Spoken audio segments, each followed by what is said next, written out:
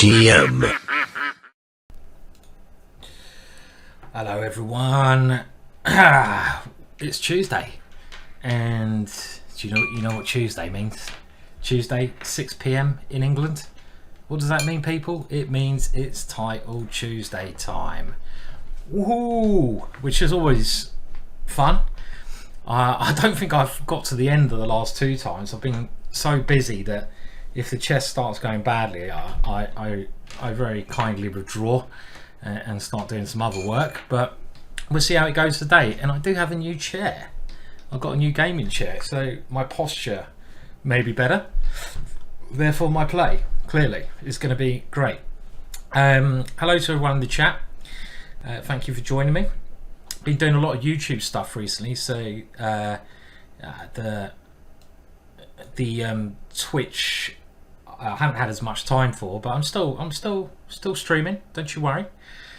And Title Tuesday, as I'm sure you're aware, is probably the strongest online tournament that you can play in if you're a title player. I can't go and play in the Champions Tour, but it's not quite an open tournament because you have to have a title. You have to be an NM, FM, Woman, FM, IM, etc, etc. Then you can play. It is a secret lab chair. Well done, Chrome. It is. Yeah, I got it delivered yesterday, and I ended up redoing my whole office, and it seems pretty comfy, man. It seems pretty comfy, you know. But I'm obviously not a big enough streamer to get a free chair. I had to pay for it. So there you go. Am I in space? Yeah, I'm actually on the Starship Ginger, about to navigate my way through the Grandmasters. So should be a bit of fun. And let's just, before we start, I think we're due to start in 5 minutes. Cheers. I'm having a beer, my first beer. I know the alcohol police might be in the chat saying, "Oh no, your play's going to be terrible. You're having a beer." I don't care. I'm having a beer. And who's playing? Well, it's incredibly strong at the top. Hikaru, who normally wins it. He normally wins this event. He's so strong.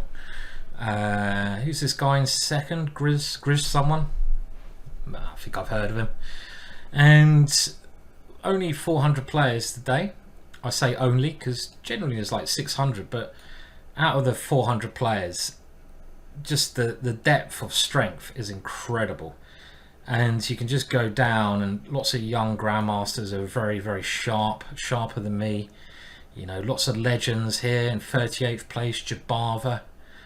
There's loads of legends, strong players. You got the whole kabang. Let's see where I'm ranked. Let's go down. I'm gonna have to scroll down quite a long way, I'm afraid, to see where we are. Let's keep scrolling. Yeah, I'm gonna keep scrolling. I have to keep scrolling further. Cool, I'm out of the top 100. That's incredibly strong, right? We'll keep scrolling. Yes, I have to scroll further. Lawrence Trent is even playing. Oh my words. Well, if I don't get more points than Lawrence Trent, I should probably consider another career. But that is our game. Our idea of the day is get more points than Loz. That's one of the ideas. And we go down. There we are, 129th out of 400 players. So it's going to be tough. It's going to be tough, but it'll be fun. And it's 11 games, so it's a lot of games. Normally goes on for 2 hours if I don't put a strop and withdraw. And it's 3 minutes each plus 1 second of move, I believe, something like that. So yeah, okay. Well, who's in the chat today? So, well, I won't scroll all the way up, but hello, Mary Hatman, Jabava London, Theo Gantis, Funkt, Chekarov, Krapig, Chrome, Nizza, Little Gamer Dude, Pass Porn. It is actually not a bad summer's day today. Hello, Ken. How you doing? You right? Good to see you in the chat. It's nice to be back doing like a beer and a stream. That's the way it should be. You know, enjoying a little cold beer and just playing some chess and chilling out and checkmating people, eh? That's the way it should be. So let me get some of my fuel inside of me, please.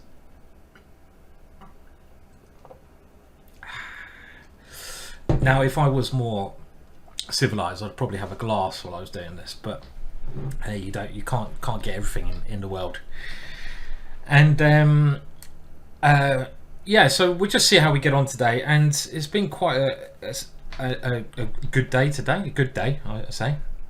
And one of the highlights today has been, at the moment, I'm actually working on a new GingerGM video course, which I haven't done for ages. I haven't had any time to make a GingerGM course, and I've been working on this one with Richard Palliser and someone else who I will mention, Julian Hodgson, the legend. And can you guess what the title is? Can you guess what the title of the DVD is if I mention Julian Hodgson? Anyone in the chat? And I just had a chat with Julian for an hour or so, and he's going to be on the added bonus. He's going to be a bonus for this one, and it's an opening DVD, and like I say, it's going to be released for GingerGM. Put a lot of work into it. Yes, Past Porn, you are correct. It is Killer Trump. We're bringing out a DVD called Killer Trump, and it's all on Tromposky, and that's what I'm going to play today. I'm going to try to get the Tromp in as many times as I can. Now, I haven't finished going through all the work on the Tromposky, so there might be some lines I'm a bit lacking in, but I'm a Grandmaster. Means we'll work our way through it. And one of the interesting things when I was talking to Julian, and Julian was a top 20 player in his time, and he was Mr. Tromp. He played the Tromposky brilliantly and beat some of the best players in the world in the opening. And he basically said he didn't know much theory. He just made it up. So I'm going to use that. I'm going to use that today. Okay, we got a Grandmaster from Iran in the first round, and that was I say worries me, because Iranian Grandmasters are very strong. Why is his rating so low? I don't know. So this is going to be a tough game. I'm going to stick to an opening I probably know the best, the French, even though I should know it more. Now, should we go funky? No, we keep it in the realms of normality for now. And he may have just started playing chess. He could be his real strength could be like 2800. So it's a good warm-up game, baptism of fire game. And I'm going to castle now. Bishop e2 or this I think are moves. If he castles, maybe okay. Bishop e2. Now this is one of the reasons I don't play a6 because I castle, because I saw some game where black plays this move. And the idea of this move is to play f5 to try and block up a future attack of my opponents and get a little bit of action. And knight g4 is now certainly a main consideration. I don't think he should have taken on f6 straight away.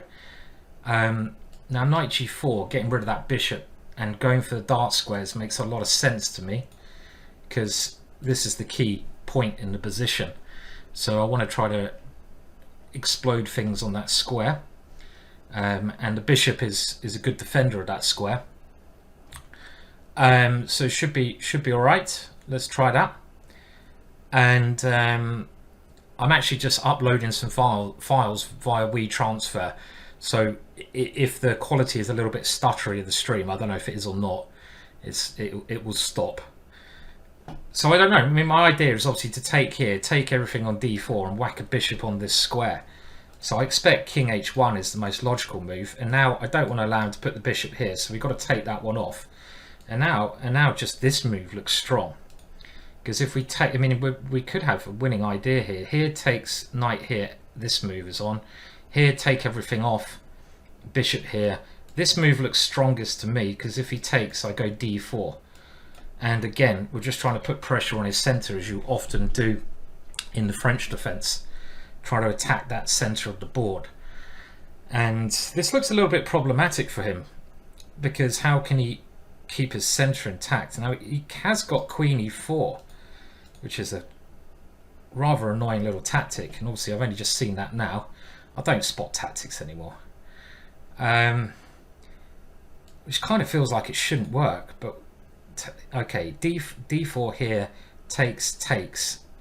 bishop here, I take there. Very murky, but it's not really what I want. So this is somehow he's holding this together. d4 here, bishop here, he takes here.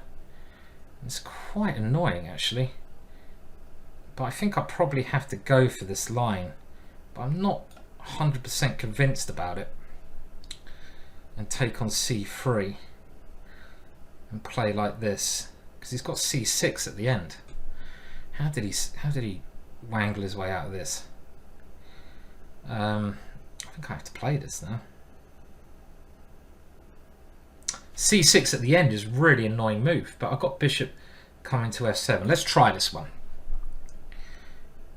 And I have to play here, and I have to use this pawn, and I've got bishop f7. This is what I'm relying on to secure my position. I say secure, I'm feeling anything but secure at this moment in time, but I'm relying on my b pawn being really strong. Now he's always going to take that pawn, so let's get out of the way of that one. I could have gone bishop g6 there as well, and it's a complex position. Here I take, he's got to take here with something. Bishop here, I've got bishop g6, bishop takes f7, bishop here f5. So here I feel I can give up the exchange. Probably have to give up the exchange, right? Because queen here, he takes here, so I have no choice in the matter. And I'm hoping my b pawn is going to cause him enough aggro, but again, somehow in this game, my what looked like a easy position to play is anything but. So takes, and the problem is I can't move this bishop because of my rook, but it's very unclear. I think I'm definitely okay here. I mean, just going on instincts, it feels like I should be okay with this big pawn, but he's got knight e5 as well. Very unclear position. I want my king back on g8 now. Okay, well that one allows this, no?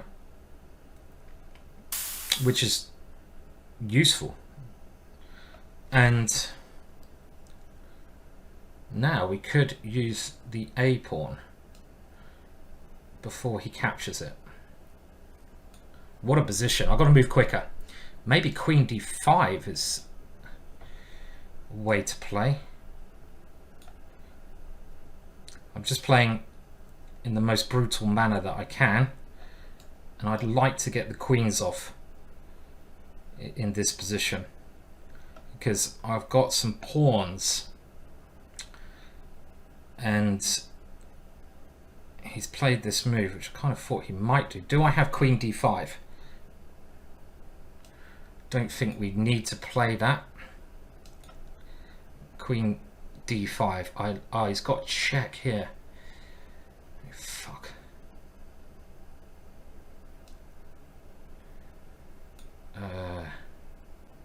He gets a draw if I don't play this. He got rook coming up. All right.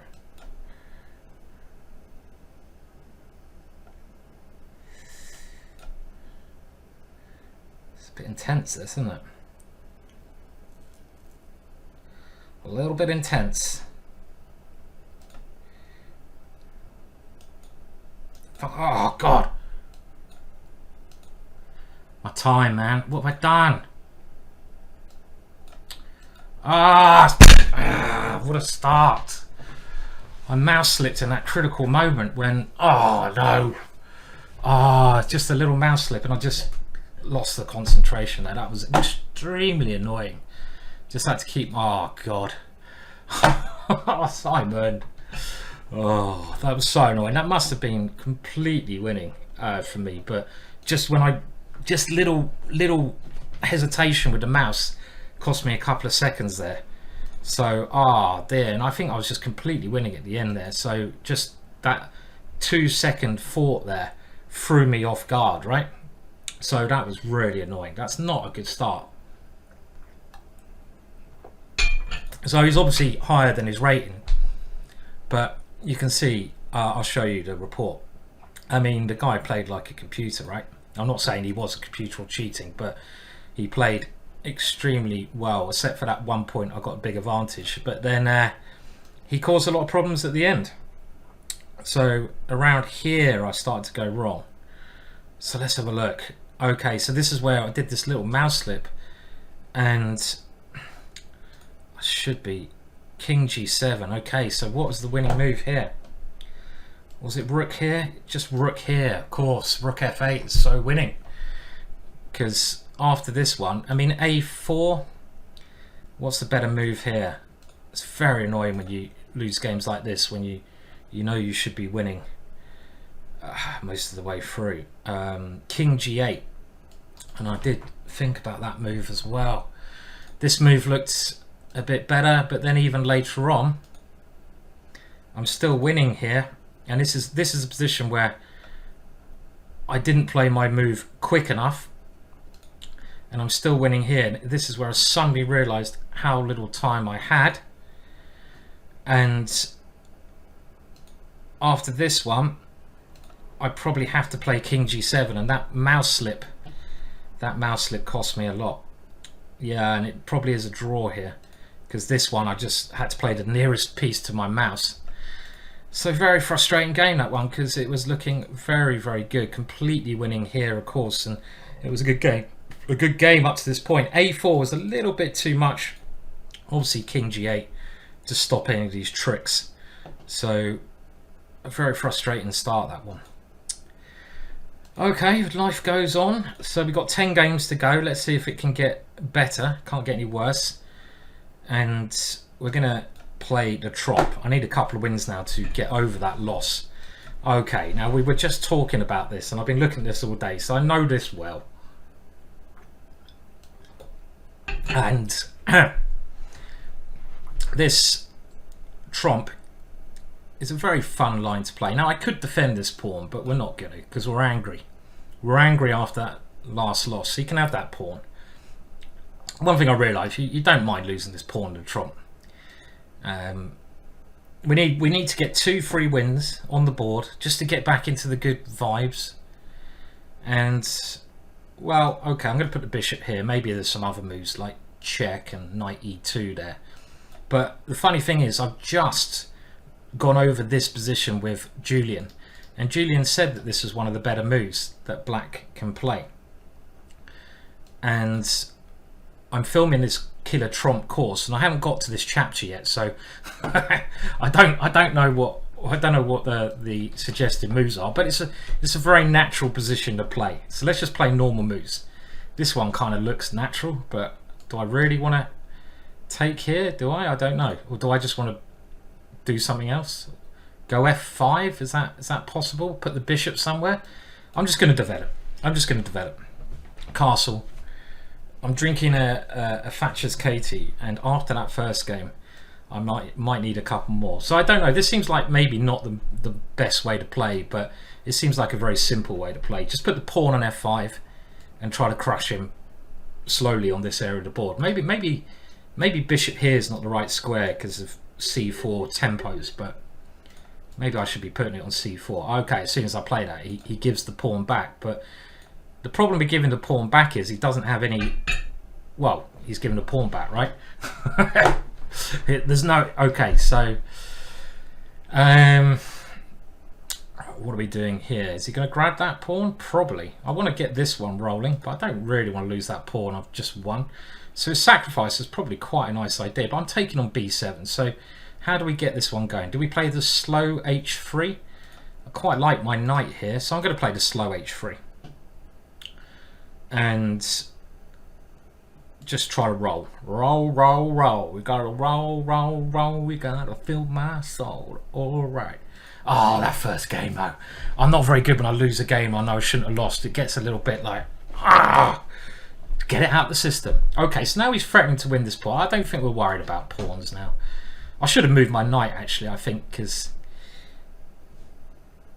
of Okay, I'm still not worried about pawns. Which square? This one, so he can't come to g3. And we're just going to try to checkmate him. You can have that one. I'm just going to try to checkmate you. Of course, he does play this move, which I probably underestimated, because now h4 is, and he's going to get some blockade. I want to play h4 here. If he's going to go knight here, I want to be able to move my knight back. King g3 is ridiculously possible. Or do we play this one? And then is g5 threatened? Maybe this one. And if he goes f6, I'm generally happy because he's caused himself a lot of positional problems there. Now here I was hoping I can move my knight back, but am I just playing completely the wrong idea here? Because I want to keep pieces on, and okay, right, so he's going for this. And knight here, he's all right. I don't know what is precisely the right plan. So I'm going to play this, and I don't think I found the right plan here at all. I don't think I found the right plan. I really want to get this g5 in, but I've underestimated this one. Should I have taken that one last move? Probably should have taken that one last move, actually, which I can still do now. It's a weird position, actually. I think I'm going to take this one. I quite like my bishop, actually. We might have to give up on ideas of checkmating, but he's got his peak. Look at this bishop. It's all offside. And my now main break is this, so I'm going to just aim to play h4. He's got c2 he can attack as well, but we're going simply for h4. And we're going to try to harry him up. Well, we might need another area to attack on here at some point, but I think we can do this, right? Bishop, knight. I didn't want to give him this square for his knight, but he hasn't taken it quite yet. This is where I feel another area of the board should be opened, but maybe not. Knight comes here. Problem in my last game is I played so slowly, didn't I? And I want to avoid that. But he to his credit, this guy's defended everything so far, so I'm going to need to play a bit better than this to break through. My bishop on d3 is also a very bad piece. I have started with 0 out of 2 before, but it's not ideal, is it? So my idea eventually is get the rook to h5, and that's my main thinking. Get the rook to h5, and he's pushing on this area of the board. Do we grab this one first? No, because we lose our queen, and he's going to get counterplay now, and I'm not sure I like this anymore. Oh dear, I have to get rid of that one. It's just too strong, and I feel I have to do this, but I'm not sure how keen I am on this position. Oh, it's check. Oh, bloody hell. Well, when I say I'm not very keen, oh, one of those, give me some KTs. Now, if we go here, we're also going to get mated. I mean, maybe this is playable. What a start, though. I mean, but I have to... I mean... Is this helping me at all? No? Why do I do that? I'm completely losing the plot here. So 0 out of 2, this should be a 0 out of 2 start. So we need to get 9 out of 9 now.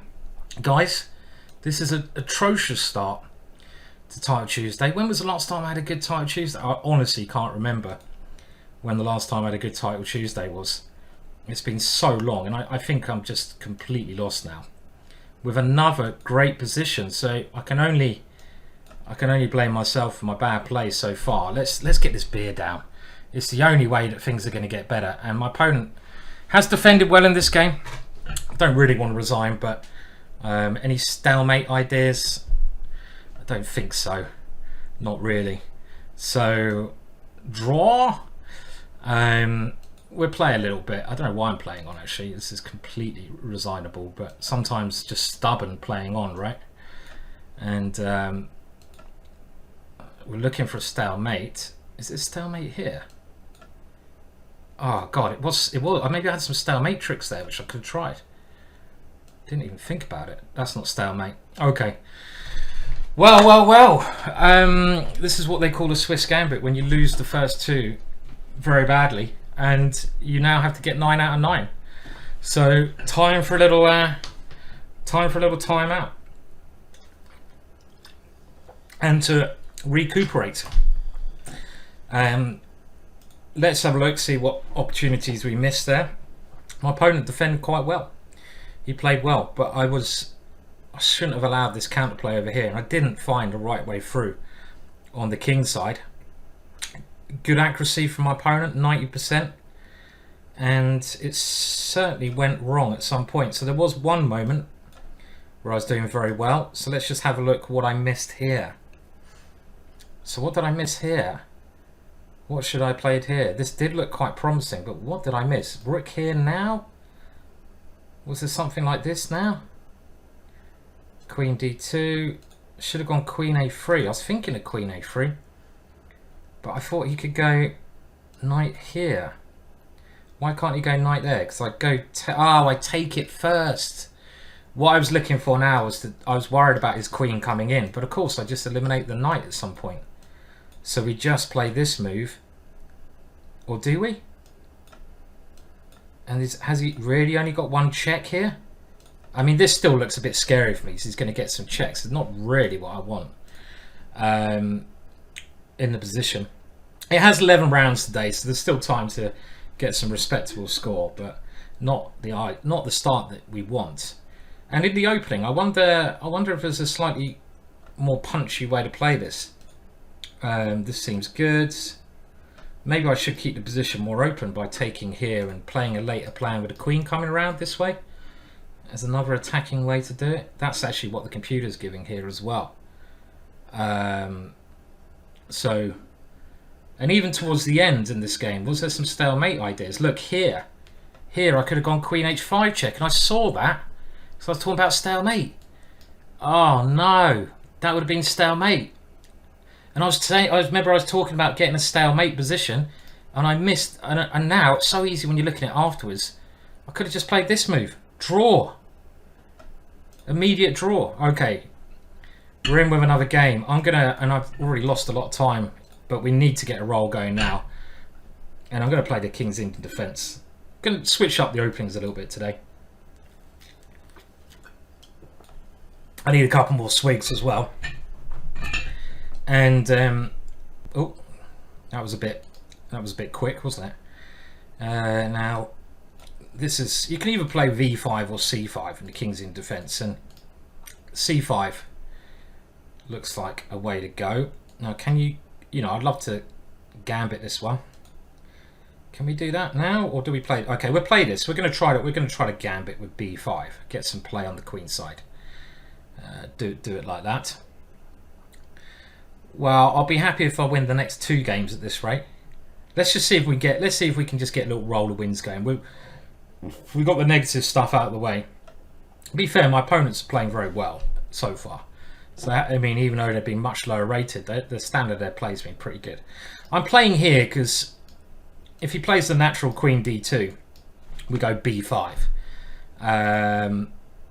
If he does something like bishop, okay, so we're definitely going b5 now.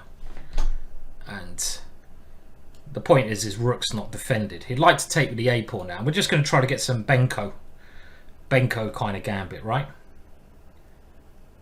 And I'm quite happy with this kind of Benko gambit because I've got the b4 square as well. So do we put the knight there or the bishop there? Well, bishop there creates a threat of take, and take on e4. So bishop there seems a little bit more punchy, and maybe we could have sacked the queen. Should I go on queen takes? I love this square for my knight, and I got c4. I got a lot of ideas here. c4, put the knight on c5. I don't think the knight's doing as much on b4, so I think c4 is what we're trying to do. I guess we put a rook on b8 like in the Benko as well. Hello GM Canty, hope you're doing well, sir. And I'm glad your Jabava's doing well. It's probably doing better than my chess at the moment, which is flipping appalling. Absolutely disgusting chess at the moment. But you know what? The good thing about playing disgusting chess is it can only get better. So let's see. So I'm going to try to put the knight there. I don't know. I mean, this also doesn't look maybe the best. Maybe I should have gone rook here first. When you lose a bit of confidence, you start playing like a fucking idiot. I had to get one F out. Had to. Okay, so we're now sneaking in, are we? Let's put that there. That's got to be the right idea.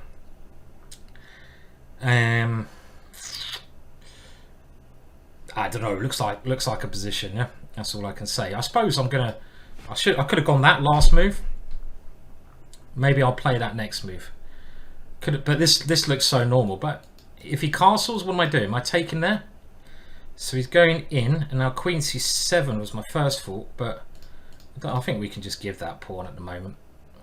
Knight B3 is interesting, but let's just give the pawn. I don't want to come back to C7 because it opens up the E file if he takes that, and I've always got this Knight B3. I want to stop him castling. So this looks all right. I'm quite happy with this one. Maybe he can go there, but then... Okay, so now we stopped in castling, so I'm kind of liking my position. I don't care for pieces. I'm angry, so we're going for mate. And we've got stuff like this. Rook E8. What one first? He wants to go bishop here. Knight here looks kind of juicy, right? Get those knights dancing a little bit, right? Let's go there. And my knights are causing some hassle. So... I got these ideas, even F5, the bishop comes to life. This is like kind of what you want when you're playing the Benko, yeah? You want your pieces coming to life. So this is looking all right. If I lose this, we're gonna have to move up a gear from the Katies. So he has to go back to defend. Now is the A file relevant anymore? I think we just play here and keep the pressure on, but he does have H3. Am I overthinking this? I'm always overthinking stuff, but let's do it anyway. I wanted to play F6 next. That's what I will play. And the point here is my rook is very useful, and this is a check, and this is game over now for him. Because his knight is dropping, but there might even be something even more sexy, and we want a sexy finish at the moment. Oh, I want to play this move so badly. But it's probably, I probably should just take here. I probably should just take here. No point getting too carried away. A number of ways win, but we're always looking for a bit of glory. But I think we just start mopping up, yeah? Let's just mop them up. And let's bring them in and mop them up. And this is a bit more like it. This game's a bit more like it. This is the kind of chess we enjoy. This is more like it. Look at it. They're just... Oh, yes, please. Yes, please, sir. We'll keep that one as well. And you're attacking, but you're also like 500 pieces up. I'm probably going to get back ranked the way I'm playing. But let's just try to play this a little bit accurately. Why am I still trying to mate him? I don't know. Because mate ends the game. Even there I was leaving it a little bit close to the mark. Oh dear. Oh dear. Okay. We are drinking today. Hello Mr. Canty. We're drinking again a Thatcher's Katie cider. It's 7.4 cider from the West Country. And now that I've got half the bottle in, we play a good game. The first two games, diabolical. Absolutely appalling. But we have to get a roll going now. We're on 1 out of 3, and there's a lot of games left. Just think confidently. How many games? There's like 8 games left. Is that right? Loads of games. So we've got loads of time. It's quite a strong beer, you know. It is, but it tastes gorgeous and it does the job. We need to get those creative juices going. It's not actually a clear cider because that would be weird if it was like water, right? That is like the green screen effect. It's quite cool, yeah? that you can. It's a see-through cider. It's actually just in. It's just the bottle is green. It makes everything look see-through. Yeah, let's do it. What's my best ever Title Tuesday score? I don't know. It's not amazingly high. I mean, 7.5 maybe out of 11, something like that. Something along those lines. I think it's not like you know. I've never got like. Today will be the best score. What can we get? We can get 9. We can get 9 out of 11 today. Let's make it a 9. Okay. Well, 7.5 for a 7.4 beer would also be appropriate. 7.5 I'll be happy with. Let's do that. Or more, of course.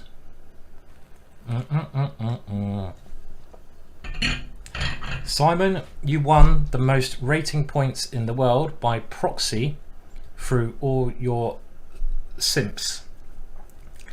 I don't even know what simps means. I'm like, what do they call it? Boomer or something like that? I don't really keep up to date with all the things. What does simps mean? I don't know.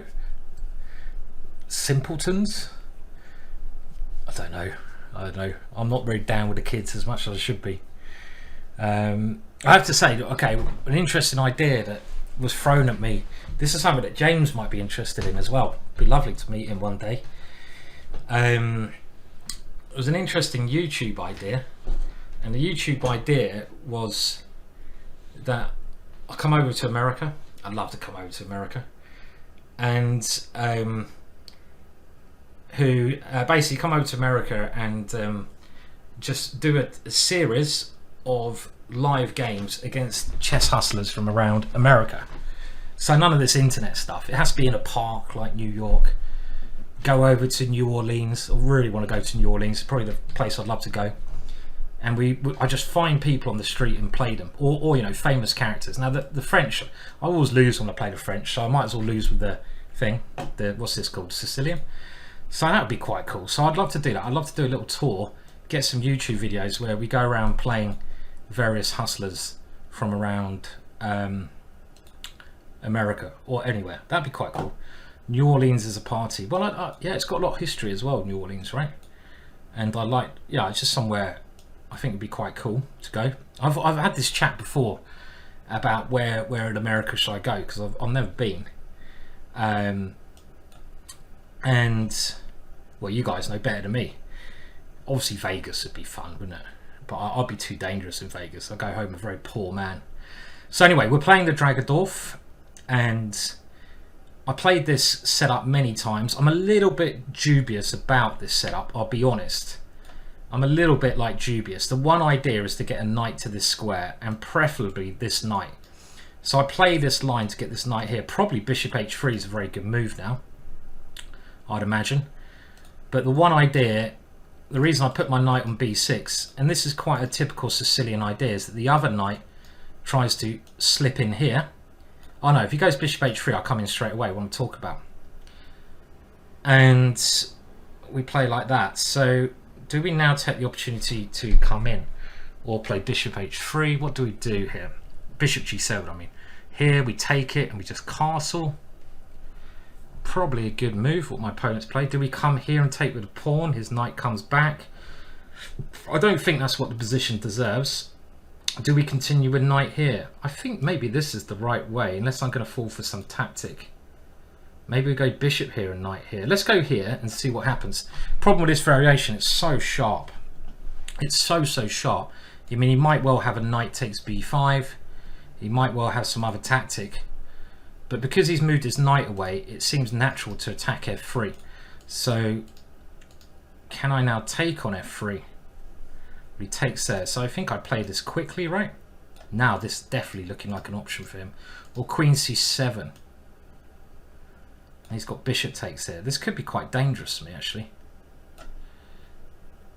My king, after all, is in the middle. This was a much safer move.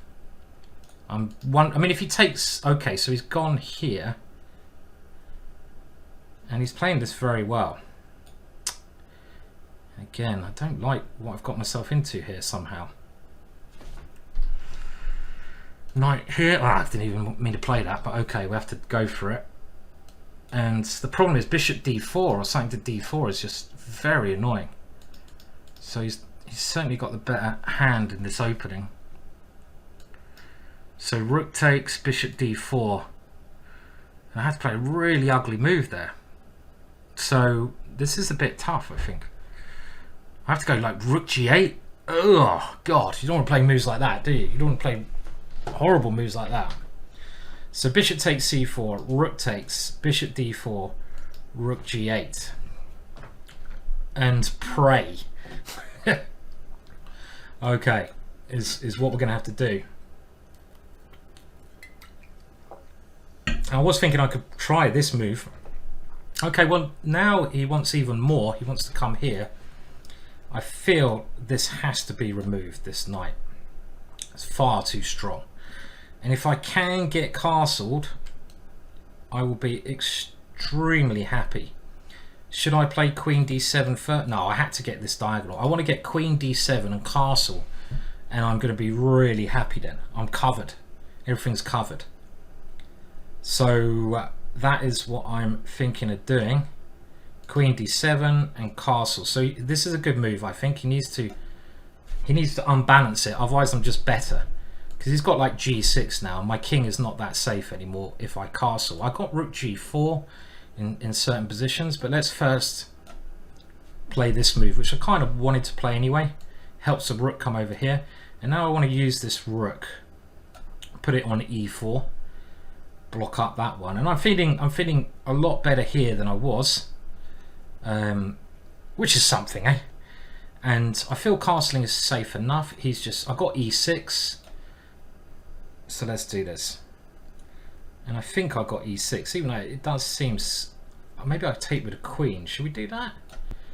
Do we take with a queen? Quite anti-positional, but pieces are important. Okay, so he's moved that one back. And let's try to do something with this boy. Should be better for me. I am a pawn up after all, and he hasn't got an attack going. One of the things I think is quite important, if he ever tries to do something on the g file, then I got rook g4, which is a lovely way to block any action out over there. And now even rook g4 now looks quite well. Can I take taking the pawn seems a bit too much. Let's force him to do something in the middle, or try to force him. That doesn't force him.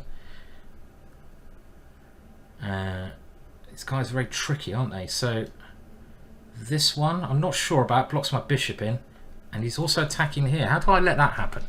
How do I let him get this? Okay, all right, we're gonna have to, not really ideal. So I'm gonna knuckle down a bit here because I don't want to lose another one. And I still think I'm better here, so I'm just gonna be a little bit careful. But obviously my pawns are a bit of a mess. Oh, this one just looks natural, whether it's good or bad. And queen come here.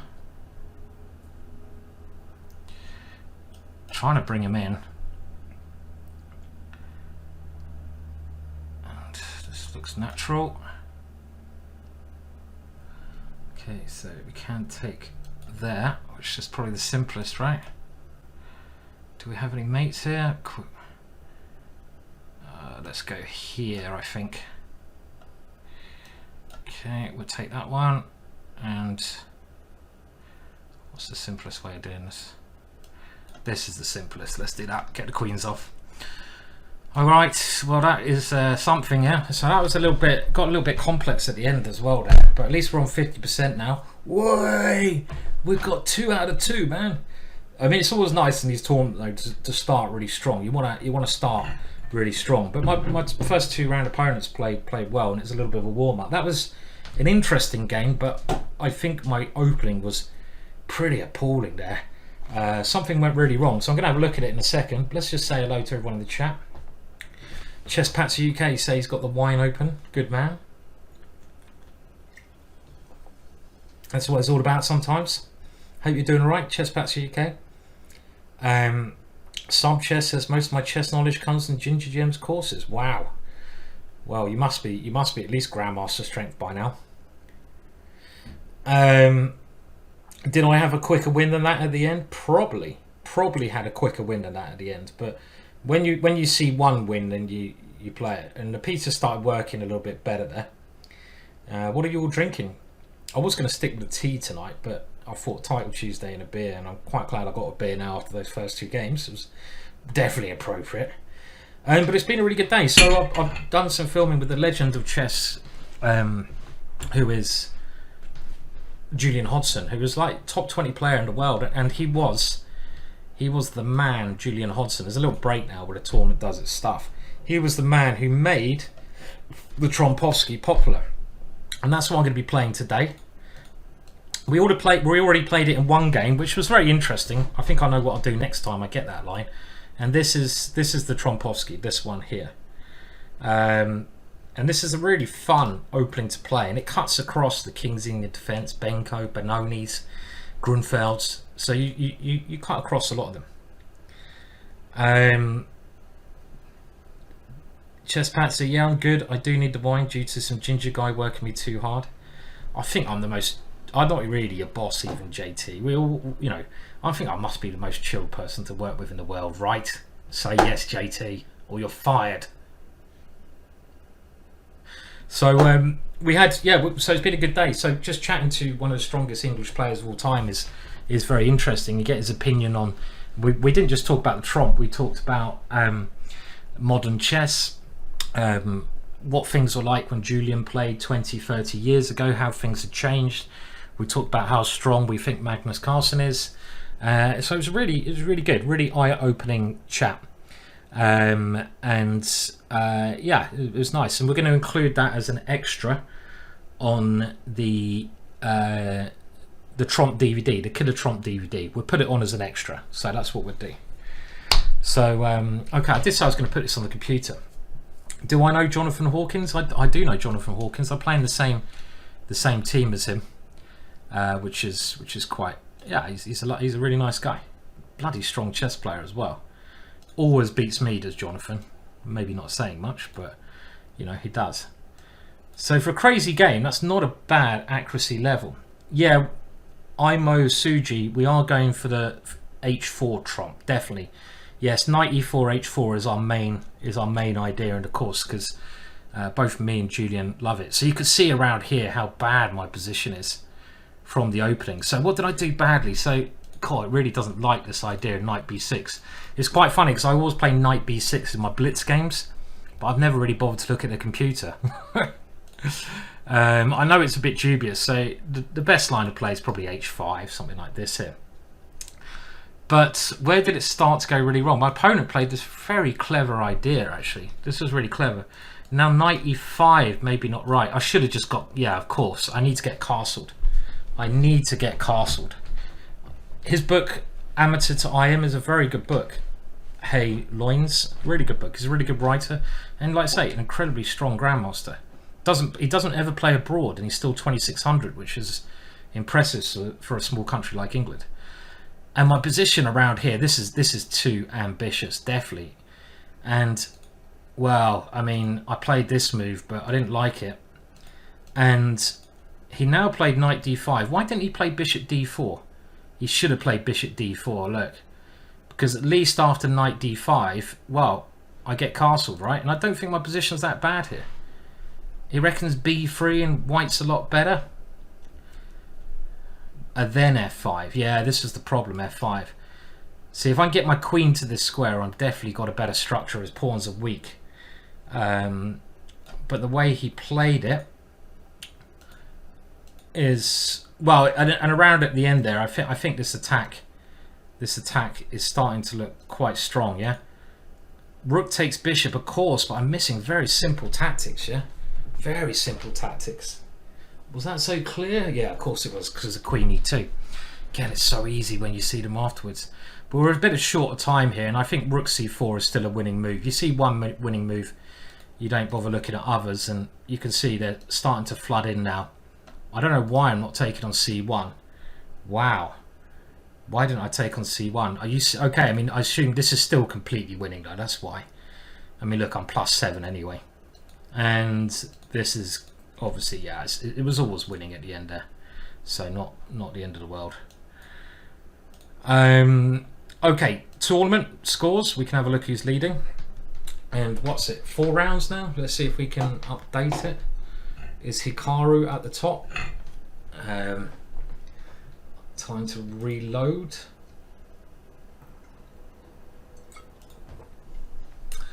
Well, Christopher Yu is incredibly strong junior. I don't know all of these names. I can't see Hikaru there, and all the games are finished. So Hikaru must have lost a game somewhere or drawn a game. Let's see. Because he doesn't normally... Or maybe Hikaru lost a game. Did he lose a game? Grishchuk had 1 draw. And Hikaru often drops 1 point, but not this early. Has he withdrawn? Where's Hikaru? Where is Hikaru? Because you normally like used to looking at the top and seeing. Have I missed him? Oh, he lost versus Jabava. Okay. So Jabava beat Hikaru. Well done, Jabava. Good result there. Plymouth Argyle from Britain. God, who's that then? Who is that? Chris Briscoe. I know Chris. He's doing well, isn't he? I know Chris. Hikaru is on 3. Okay. There we go. And the next round should start quite soon. But what they do after round 4 and 8, they have a little check for cheats. And God, there's so many cheats in the world, isn't there?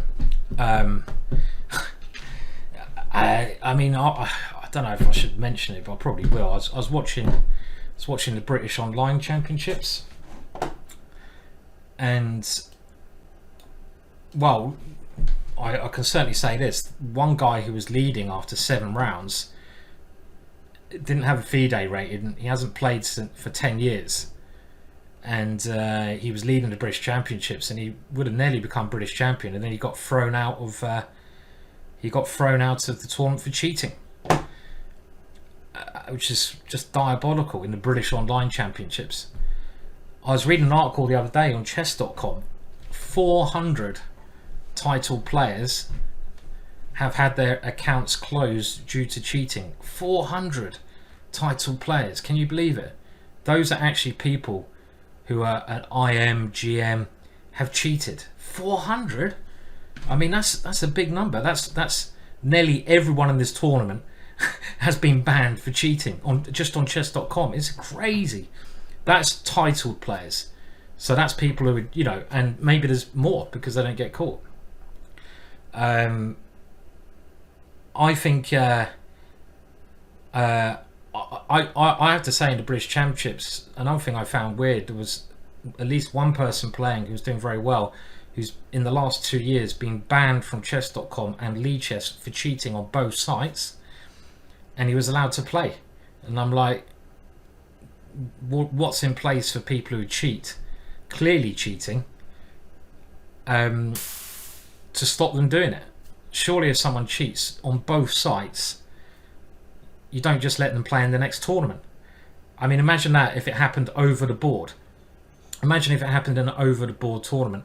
Someone cheated in you know, I don't know, let's just take any tournament, the American Open, and they were caught using their phone to look at moves. Would they go and play in the next tournament in America? No, you get a really big ban. So I find that really, really strange. Yeah.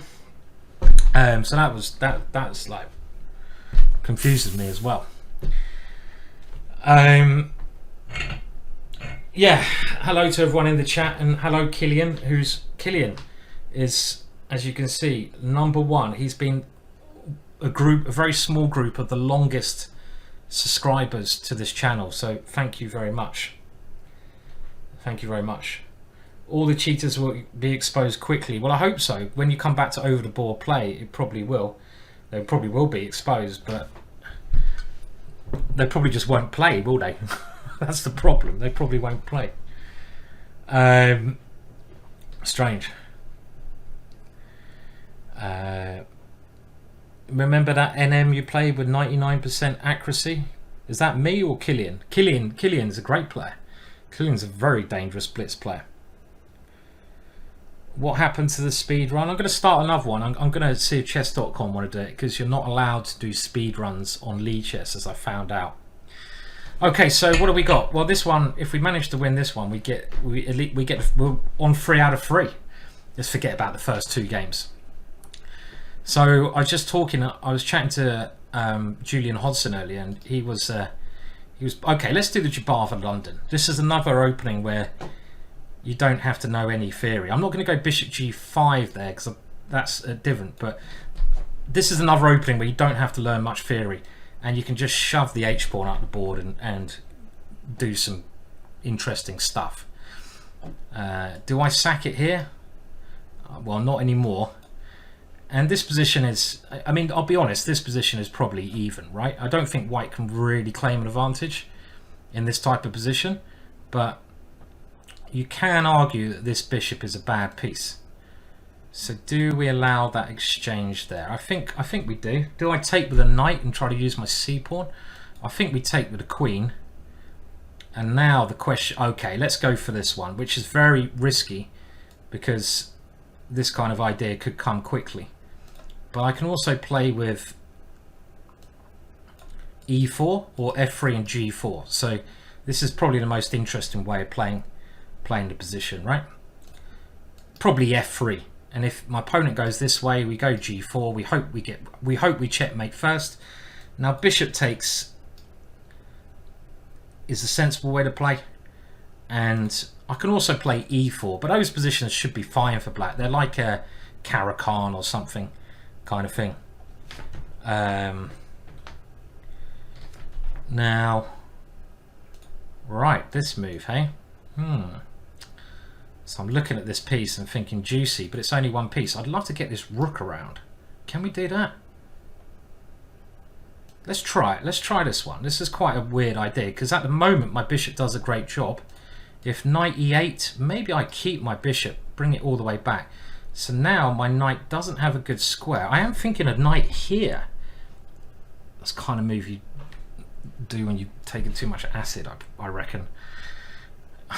Queen takes rook here. Why do I look at these stupid ideas? Okay, I'm not going to look any more at those stupid ideas. Let's put the knight there. And I'm just gonna. This is my idea, right? This is the idea of this weird maneuver. Just get the rook over. My opponent can now move the knight, and I probably should keep my bishop. But first of all, oh, there is something coming in there. Am I annoyed about that? Do we keep the bishop? I think we keep the bishop, right? Because I just look at this diagonal, and I want to kick that knight away. I'm thinking rook a3. Queen d2 is a bit annoying. In the last position, maybe. Maybe now, queen d2, I just come and take this. So this is a very strong piece here. You've got to watch out for e5 and c5, but my rook swinging thing is coming, and now we must swing it over, yeah. Okay, so knight c4. So I probably come here. I'm trying to. Now my knight maybe comes back to some square like this, right? Let's try that one. Is this an idea at some point? Maybe this is a threat. Is knight takes d5 a threat?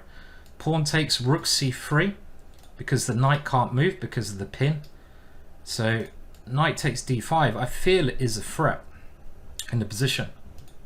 And otherwise, yeah, so my opponent's seen that. But now my knight has another quite nice route around. I guess this knight does block my bishop out, so it's, but this is nice. And if b6, I obviously take with the rook. Okay, now this looks incredibly risky for my opponent. I'd love to go rook takes, queen takes, and rook b6, but what nonsense. This is just a good move, yeah. This one is just strong and good. Oh, is this one? I got f3. Okay, so this one is strong and very good. Well, I can also do many things, so this is looking good. It would have been nice if the pawn was a6 to do some knight b6 checkmate, but this seems to be a nice way to play. And my opponent's in a lot of trouble here. I think after this, okay, queen here, probably just rook takes, yeah. And e5 has to be played for my opponent, and she can fight on then. probably my queen tries to find a way around. Queen e1 looks like the best way to get this in the game. Let's play queen e1 because b4. There must have been other very strong moves there, but bringing the queen in looks really tempting. So yeah, so my opponent's going to get rid of my knight, but maybe I'm not too worried about that. I could even take here now, but then takes king here, so we'll probably continue with this simple idea. And check is okay. Now I'm hoping this is mating, because I've now done some damage to these two. I can never get my bishop in the game, but probably my main threat is just rook takes a7 here, because if I start checking, the king comes round. So she's trying to start some counterplay. So rook takes a7 looks to at least threaten checkmate. Now, right, so I thought I had this covered. What have I missed here? Don't say I've missed something very easy. Okay, no, I didn't miss anything easy. So this check is mate, right? I don't know why she moved the knight away, but it was probably winning for me anyway, because even if I didn't have queen b6 mate, my rook is just picking up on g8. So that was a bit of a better game there. So we're starting to get a bit of a roll. 3 out of 3. You know? 3 out of 3. It's better than it was, right? Let's have a look at who my opponent was there. What country is this? Is there? Never heard of the Kazakhstan of my opponent. Strange. And so I think the good maneuver in this game is this rook d3 seemed to work very well, right? Rook d3 seemed like a nice move. So it's getting a little bit better. Getting a little bit better. Oh, that's what we like to see. That's what we like to see. You can see it's flowing now. It's flowing a bit better now. There we go. We got a 96.5 accuracy. That's more like it. That is more like it. But I think the important move here, and it looked like a nice game, right? That looked like a smooth game. Look at that, not many mistakes. But I think well, what was better there? Okay, I could have taken queen b4 is winning as well, I'm sure. Yeah, it's completely winning. But I think the key move in this position, and this is actually, you know, when you do work on other openings, you can sometimes remember ideas. And because I've been looking at some of Julian Hodson's games, he was often putting like a piece on d3, but this rook d3 I think is a very good idea, because the rook, as we saw, was the key attacking piece, right? As soon as that rook comes over, and we just got to move the knight out the way, and here it comes eventually. And now we got to think what pieces are bad. The knight here is bad, so we just bring it back in, and this knight is a killer. And that's obviously game over there. So that was better. We keep that up, we're going to be laughing. Oh, what happened there? I removed something. What did I remove there? I don't know. Who cares? I removed something. Some box. Okay. Anyway. What was the knight a4 move? Yeah, the knight a4 move was. Okay, if we got time, the next round is probably gonna be very tough. But I was thinking instead of knight d1, because you never want to go backwards, right? You want to go forwards. Knight a4 was an interesting idea, and when I say interesting, it's completely crap. And the point is, after here, I was thinking for a little bit, can I do this? And if here, I was thinking, can we do this kind of stuff? But then I realised even here, black's completely winning. You know, with any move. Are we doing a course with Julian Hodson? Well, we're not actually doing. Thank you, Fiona, for the raid. Hope you're doing all right, Fiona. Hope you're doing well. I know you're over in Sweden at the moment, which is cool. Enjoying yourself over there. We're not actually doing a course with Julian Hodson. We're doing our next DVD. I'm doing for GingerGM. I'm doing it with Richard Pallis. Has done a lot of work, and it's the Killer Trump, and it's an opening I really enjoy. But I wanted to get Julian Hodson and speak to him about the trompe. So we looked at Julian's games with Julian, and we also got him just on to talk about chess, because people forget who Julian, well, because he doesn't play internationally anymore. If you're new to the game, you might not have heard of Julian Hodgson, and he's an incredibly strong player. So the opening course we're bringing out for GingerGM, and hopefully it will be out in a couple of weeks, is Bishop G5. This is an opening course that Fiona would love, because it's a really lazy repertoire. It's the kind of move you play which is just really lazy. You put the bishop there, you get some very exciting positions, and yeah, here goes. Yeah. Does he ever get the itch to play? Well, he did say he's never retired, so he does play online a lot. He just does more coaching. Does he get the itch to play over the board? Well, obviously it's been very hard recently, so we did talk about that, and he still loves playing on lead chess, and he used to play in these Ali Mortazali Sunday tournaments. So yeah, how big is the GingerGM team actually? Do you have a director and editor and stuff? Well, GingerGM team, which does GingerGM videos, is like basically me and maybe Kay, who does a bit of work full-time-ish. G-Chess is a different story, right? gchess.com, which we are developing, is different to GingerGM, this little website.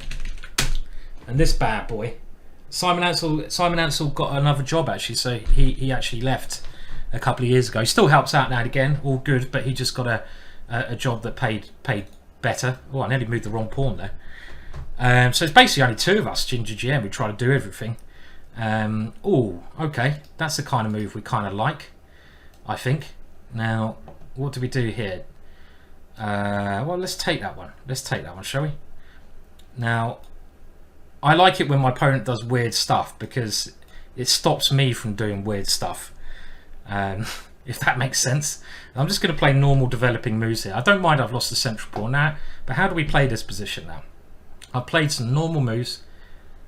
Let's put the rook there, because it kind of seems sensible. Now, what do we do here? How are we gonna generate here? This bishop is probably gonna have to come back at some point. Do I get this bishop out?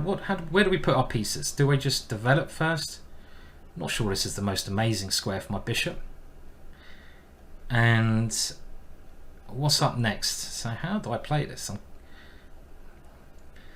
a little bit confused about where the pieces should go. Do we go for another rook swing? I don't like this knight here, because I want to go c3 and bring the bishop back, but I don't. Do we go here? We go c5. So I'm just having to think, because you've got to work out the way to play certain positions maybe you're not used to. But I can't actually. Maybe we go here and get rid of the knight on f6 like this. This might be clever, because the knight on f6 seems to be a very good defender, and if I can get rid of that defender, that makes sense to me. And we expected this move, but I didn't really have an answer to it. d5 is the move you often want to play, but it doesn't really work here. Here the bishop comes in. Are we worried about this square?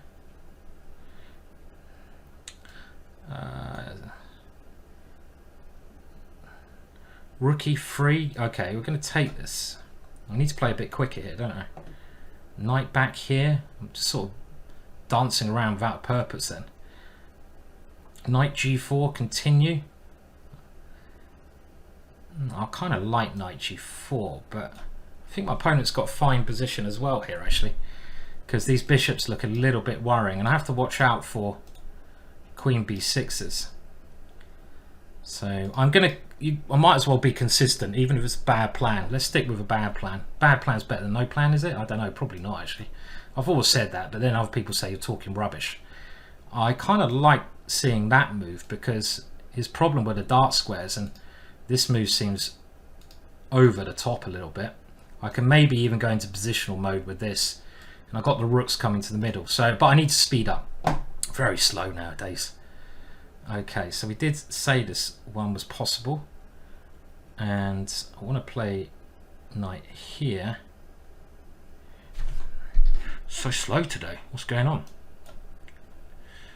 Okay, don't know if I mean, he can't take because of rook b1, so I want to play this idea and get rid of that bishop. That bishop's annoying me. I've got bishop d6, but maybe doesn't work here. Dark squares is where we're pinning our hopes, right?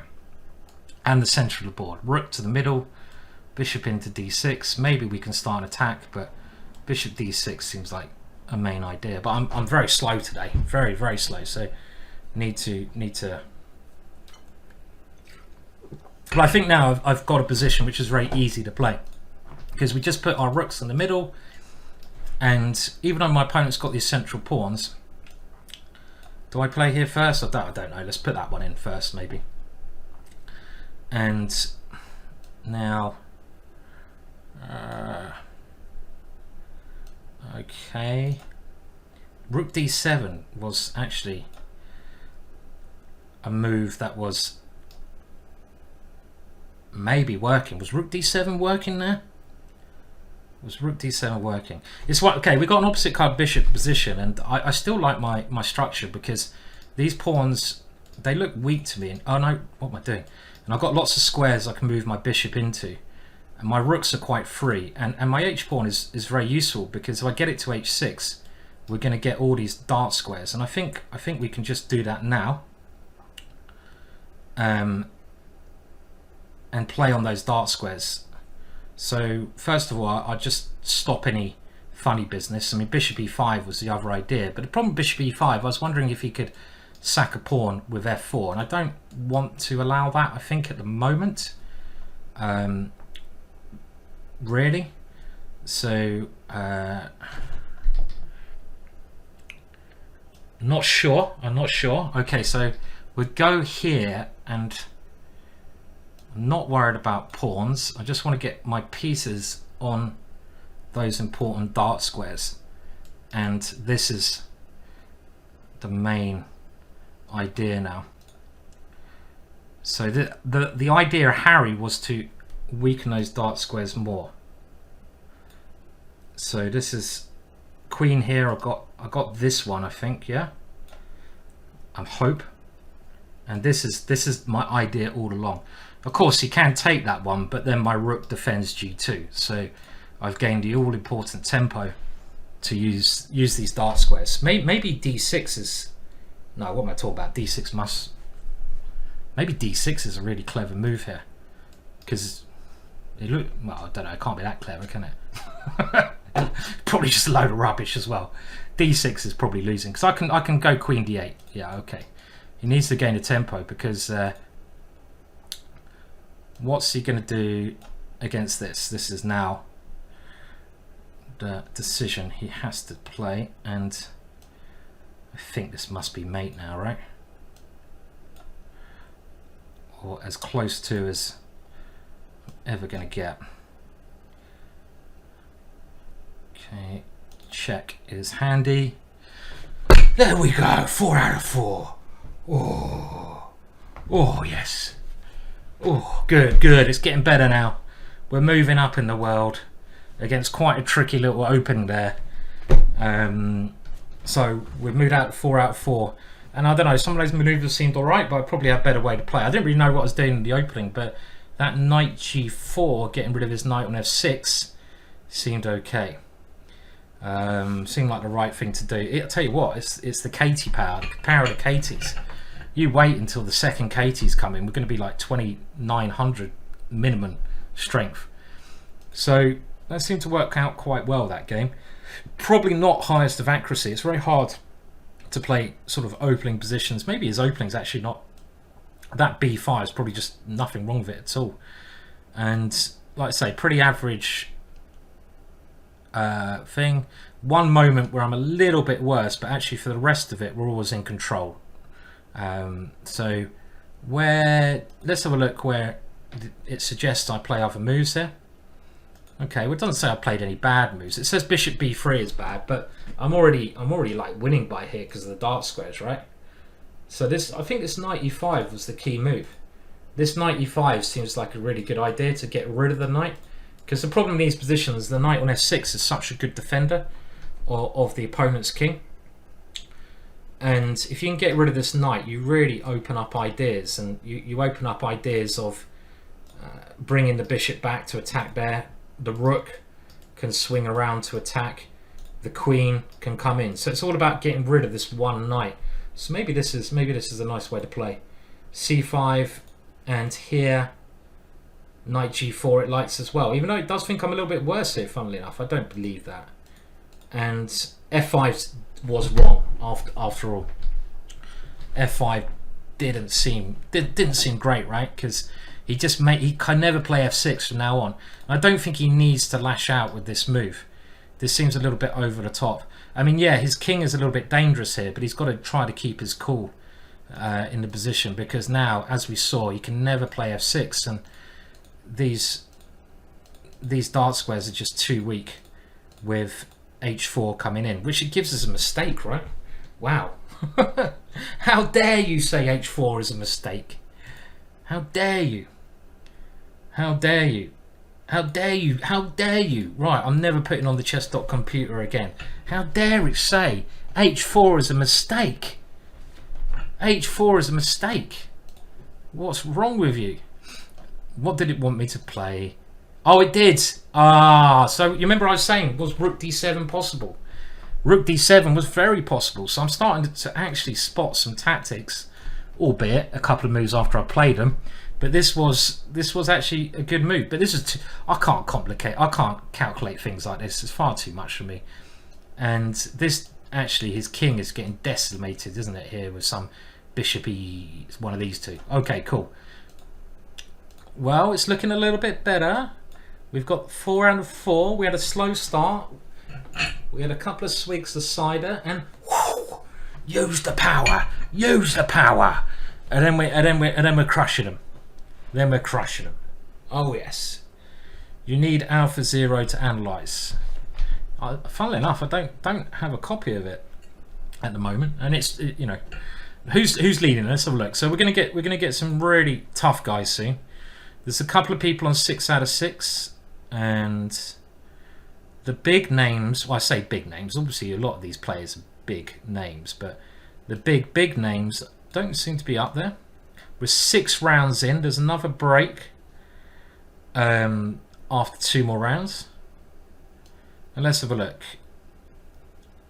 Oh, okay. Are we above Lawrence Trent? This is the key thing, right? Do we have more points than Lawrence? I mean, this is always an aim of any Title Tuesday event, is to have more points than Lawrence Trent. God, Chris Briscoe is still up there. What's going on with Chris Briscoe? Chris Briscoe? What the hell? Where's Lawrence? Where are you, Lawrence? Someone else can find out. How many points does Lawrence Trent have? I don't really mind. I'm not really that bothered. I mean, I like Lawrence, and I'm messing about a bit. Okay, we have a Grandmaster from Russia, and we haven't had a chance to wheel out a Dutch yet, so will he force us into a crappy French? Oh no! Oh, where's the resign button? Where is the resign button? Oh my god! That's like a punch to the face, kick in the ball bag. Oh my words. I absolutely hate him already. He's got a big psychological advantage. I went c5 because we're trying to get a different pawn structure. I'm trying to at least make it unbalanced by giving myself an isolated pawn. So this c5 idea was a move that Korchnoi regularly played in. Just thinking, Korchnoi regularly played this move. Can we do this? I'm gonna go as aggressive as I can. Korchnoi regularly played this move in games, and that's where I got the idea from Korchnoi, just to unbalance it. And I'm not letting him bore me to death. We're obviously trying to play in a rather outrageous manner here, but it doesn't look like a boring exchange French anymore, does it? Oh no, it doesn't. So this has got him thinking, at least, because f4 may well just be a threat, right? Now, f4 captures. Oh, it's getting complicated again. Why are you going complicated on me?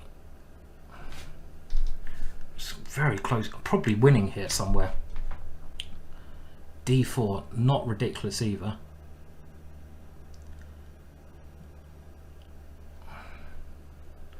F4 captures, captures, captures key position.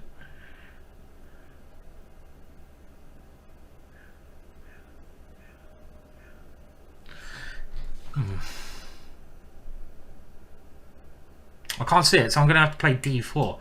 F4 captures, captures, captures, check, king here.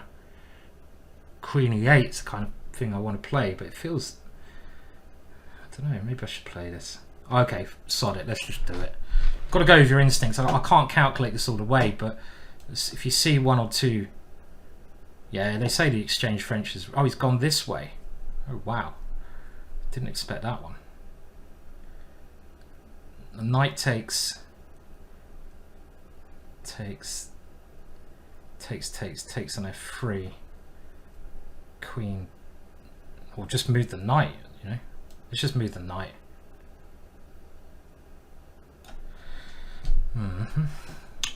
Moving a bit slowly here, but I don't know why he didn't take my knight. I mean, it's maybe I'm winning there, but I had to work it out, right? Now this one should just be very good for me, unless I'm missing some things here. I've got to speed up though. I'm playing far too slowly.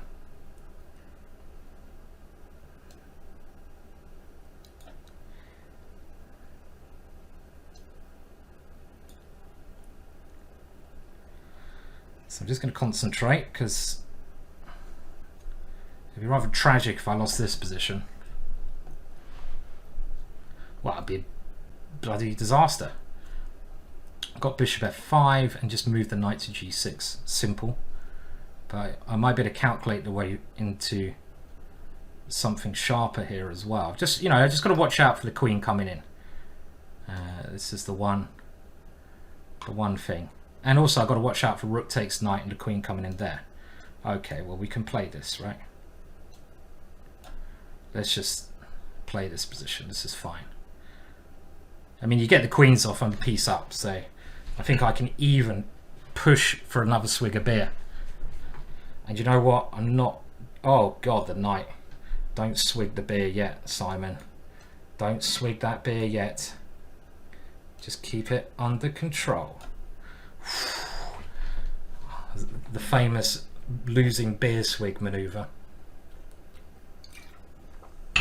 And we just try to swap everything off. There might be more flamboyant moves like knight f4. That's the thing. If you're playing in a long play competition, you'd obviously look for the most efficient way to win. But to be fair, this looks pretty damn good to me.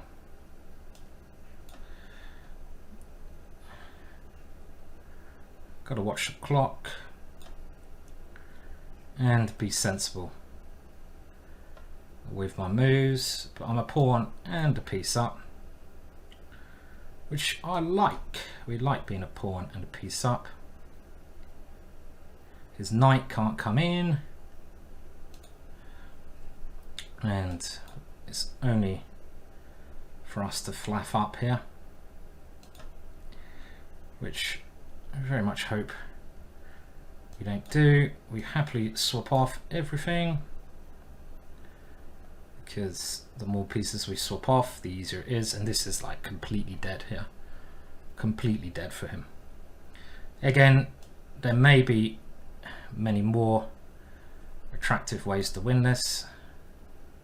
Better ways to win this, but it doesn't matter. Just be, and yeah, so you can play on, but the bishop can sit and the pawns can move. I quite like this square because it takes away a lot of checks for him. I'll give him a check. Why not? I'll stop him checking next move and then slowly push the pawns. Queen a pawn, And goodbye, sir. Is the plan. Do we queen this one? Yeah, let's queen that one. I could have got greedy and tried to win his h-pawn, but we don't need to. We don't need to. We do it little by little. I've got to watch out, actually, if I swap rooks, does he draw there? I think I can swap rooks. Oh, it's the wrong rook's pawn, but I got bishop d4. So, yes, that does seem to win. He doesn't like resigning, this chap, does he? He's, oh, well done. Oh, was that Ganina? Was that actually Ganina? Oh, was that actually Ganina? Valentina? Ganina? Was it? Was that Ganina? Oh, wow. Okay, I didn't realise that was that actually Ganina. Oh, she's a star. I really like Ganina. She's, well, she's one of the strongest female players in the world. And she's really, really nice person. She's a really, really, really nice person. She's like super aggressive. So she played the exchange French against me. Valentina Ganina. She's really, really strong. And like I say, she is one of the strongest and most exciting players in the world. Not just, you know, of both. I remember she came over to England and she played the super rapid play at in London, and there was all the top players from England playing. Mickey Adams. There was loads of other super grandmasters, and she crushed everyone. She crushed everyone. She crushed everyone. But I think in that game it was a little bit unfortunate for her. She just got in a lot of trouble in the opening. Basically, I mean, she's a better player than me, but she had a bad opening. That's what happens when you play the French. I don't feel any sympathy for anyone who does the exchange French, but there was some interesting moments. But I feel, oh wow, look at my accuracy, wow, ha ha ha ha, ha ha ha ha ha, ha ha ha. The beer is kicking in, yes, and the opening, yeah, I mean it's exchange French, but the key. I just want to look at the one moment because the key moment here was, and I was still trying to work this out. I know there is a win here. But if she takes here, was it just this one? I was thinking about taking queens here, but you know what I wanted to play? Which in the time situation as a blitz game, I may well have played. I was thinking about taking here, which is probably a bad move. Probably worse, but I wanted to play this one here and try to checkmate her like this. And you can see here that if I'd have done this, I'd be losing. Shows you I got a little bit lucky, but I'm hoping I would have worked it out here, yeah? And the backup play, if that line didn't work, was always, of course, to swap queens after this one. Get rid of the queens, and let's say she takes here, and then even knight takes is a good move, but there's many good moves there. But this way of playing, just taking off both, is very simple. But it's just like you want to keep the queens on the board, and you want to keep the queens on the board, and you want to go for mate really. But I got a very good opening, and I think a couple of things she did wrong after c5. I don't think you should take on c5 because what white normally does is do something like this. Let's say I go here, castles here, then they go check, and now they take on c5, and after castles they can do the same thing, and she's won a tempo on the game. So this is the slightly more accurate opening way of playing it, to be fair. So yeah, but okay, I got a major position there, didn't I? And obviously I'm piece up after this 97 move is an inaccuracy, but again, if you play inaccuracies which are completely winning, it's not the end of the world. What was better there? Okay, so what should I have played? I should have gone this. So I wanted to play this move. I did want to play this move and just take the rook off, right? Okay. Yeah, okay. Well, actually, why is this better? I think the line I play is better, isn't it? Just this move, surely. So hang a minute, did I look at that line? You know when I was going to go queen e8? This seems to be winning for black as well, right? So the line I was thinking of was winning. Oh god, I've got a game and I've lost some time. So if we win this one, we are laughing. Come on, Trump. Come on, Trump. Do me well. I'm going to play the Tory because I haven't got around to learning e4 yet. I'm going to play the Tory. And the only reason I'm doing this is because I literally haven't got around to learning the other lines. I'm just going to do this because it's, I don't know, should I be doing this, or it's a bit wet, isn't it? Why am I doing this? Why am I actually doing this? I don't know why I'm doing this actually. Okay dokie. So what do we do now? Rookie 1.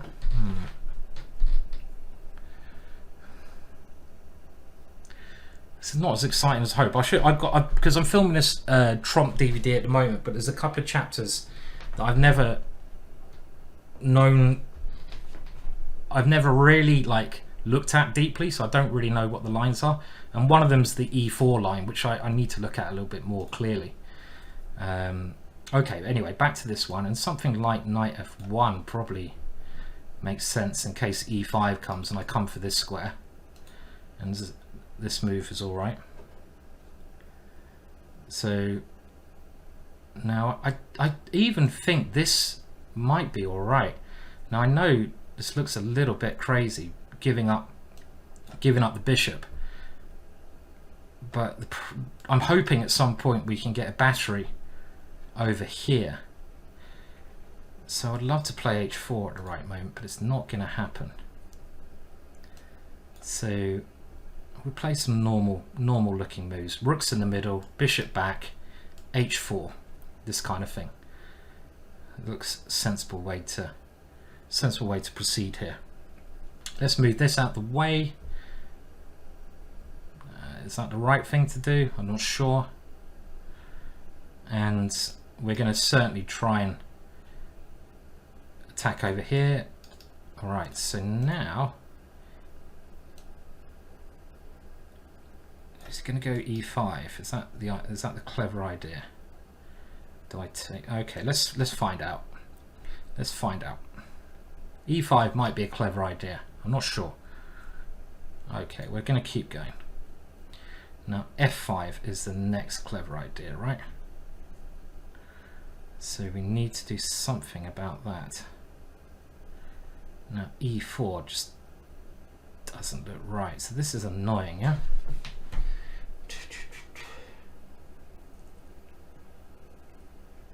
There comes a time in life where you've just got to say sod it and just look at your opponent's king and go gung-ho. Now this is probably rubbish, but I'm just gonna go flicking it in.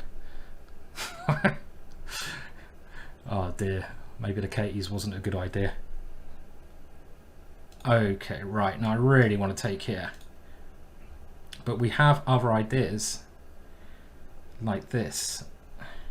Even pawn takes is not stupid, but do we go here and do we go like a lunatic? Yeah, come on.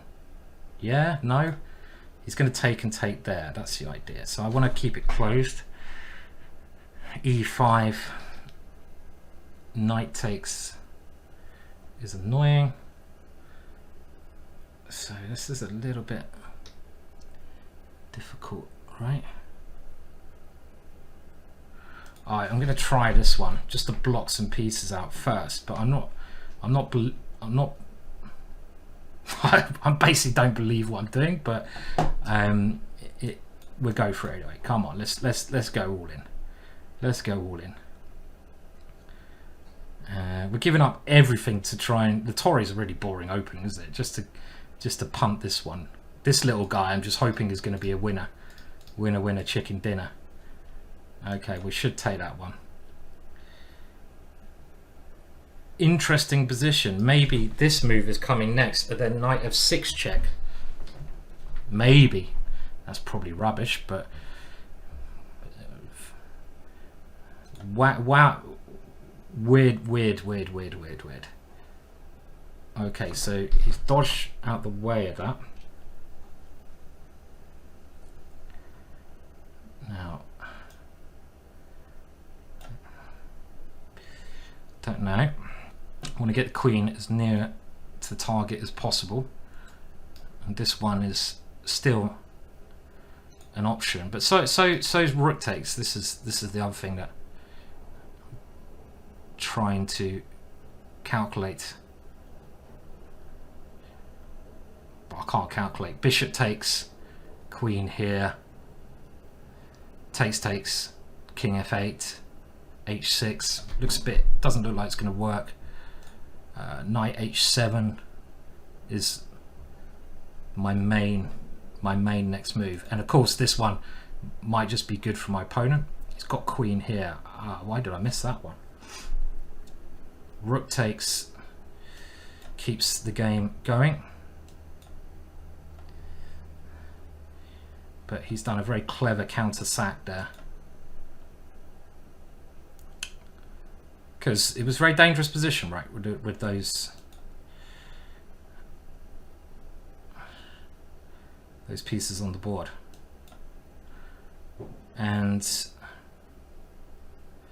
well, I feel like any result is possible here, to be honest. I'm being pretty route one in my intentions, and why the hell not?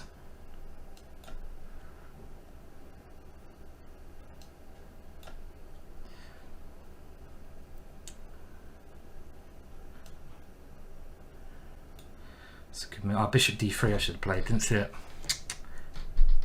Bishop d3.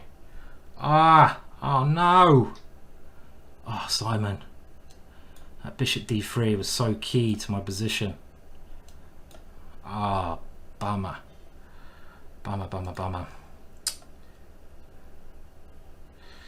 That was so important, that bishop d3. And it was just right at the time.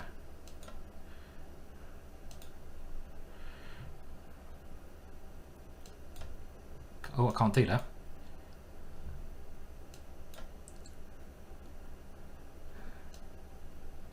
Yeah,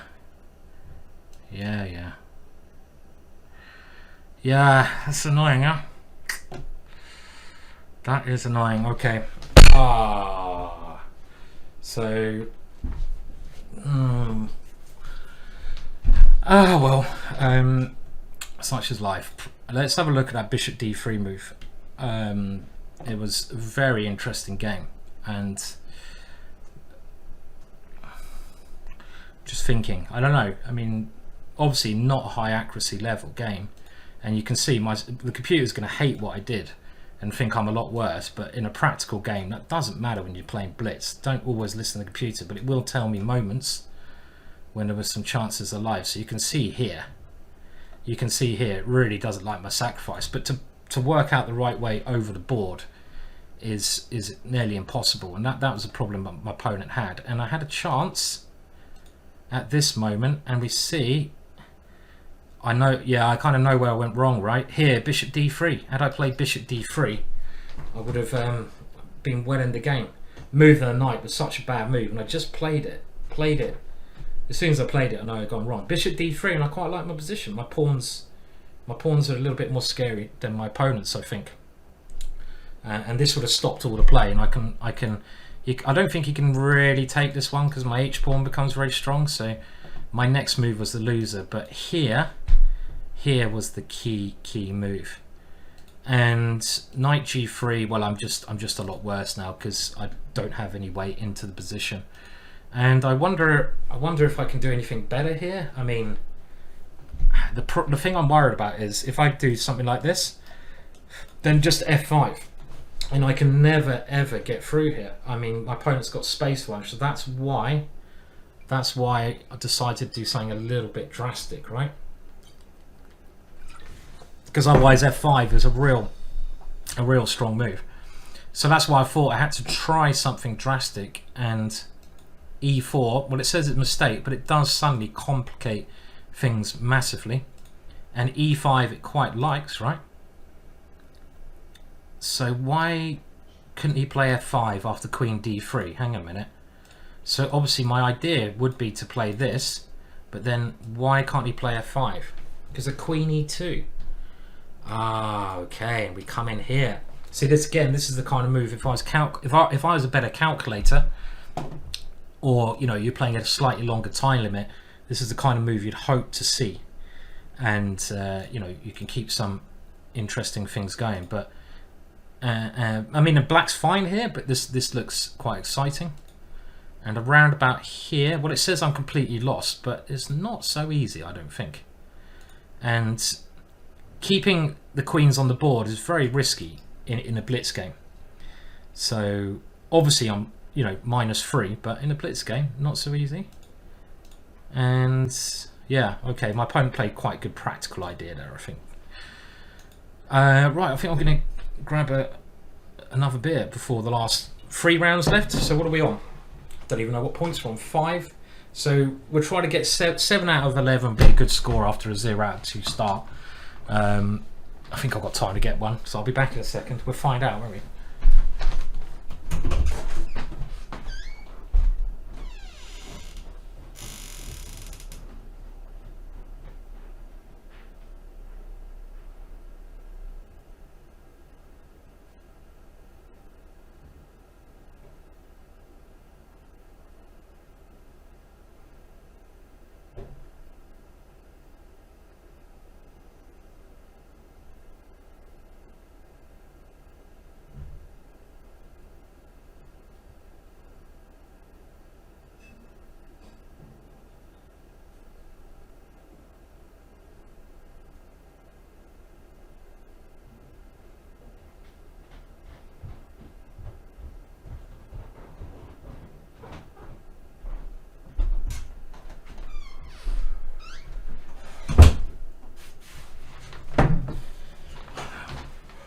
Right, we're stocked up again.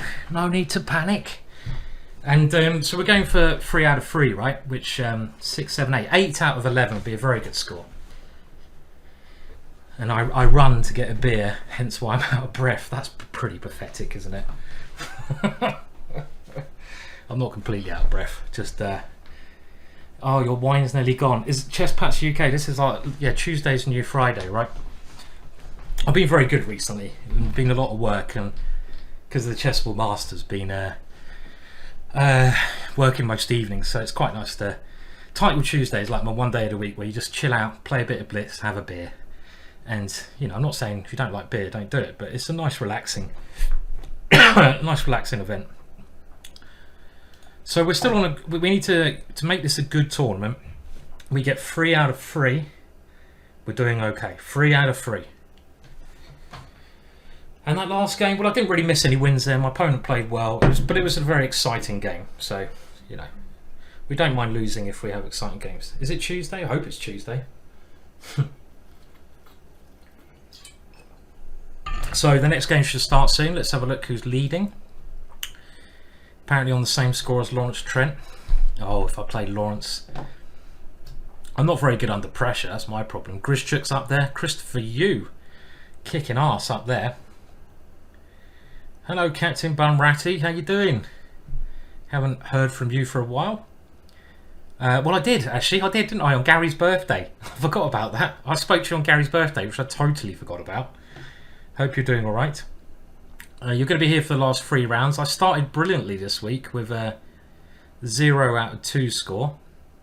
Fantastic, right? And we're having a pretty average tournament now with... what we got? We got 5 out of 8. That's pretty average. So we need to get a good end to the tournament to make it worthy. So yeah, so you saw the tournament. We have, okay, actually that wasn't the scores because, okay, they're both on 7.5. I think that's Sam Sevion, a very strong player. Christopher Yu, another very strong junior. It's a juniors game, Blitz. They can calculate quickly. Someone said Kostenyuk's up there. Benjamin Bott, very strong player from Holland. Hikaru, well, I think you know who he is. Where's Kostenyuk? Let's have a look. I can't see her, but it's very easy to miss names here. Let's go down. Many big names. I always mention Jabava, of course. Sebastian Maze, really nice guy. Some Norwegian prodigy, I would imagine. I mean, there's a lot of good names. I don't know any of them, by the way. I keep going past names and going, yeah, amazing player, amazing player. I don't know who any of these names are. Well, Lagno, of course, I know, because she's a very famous female player. And who else do we have? Wow, where's Trent then? There he is. So Lawrence Trent's on the same as me. He's on the same score. Who's got the better tie break? probably him because I'm still scrolling down. Ali Mortazali, another legend of English chess is up there as well.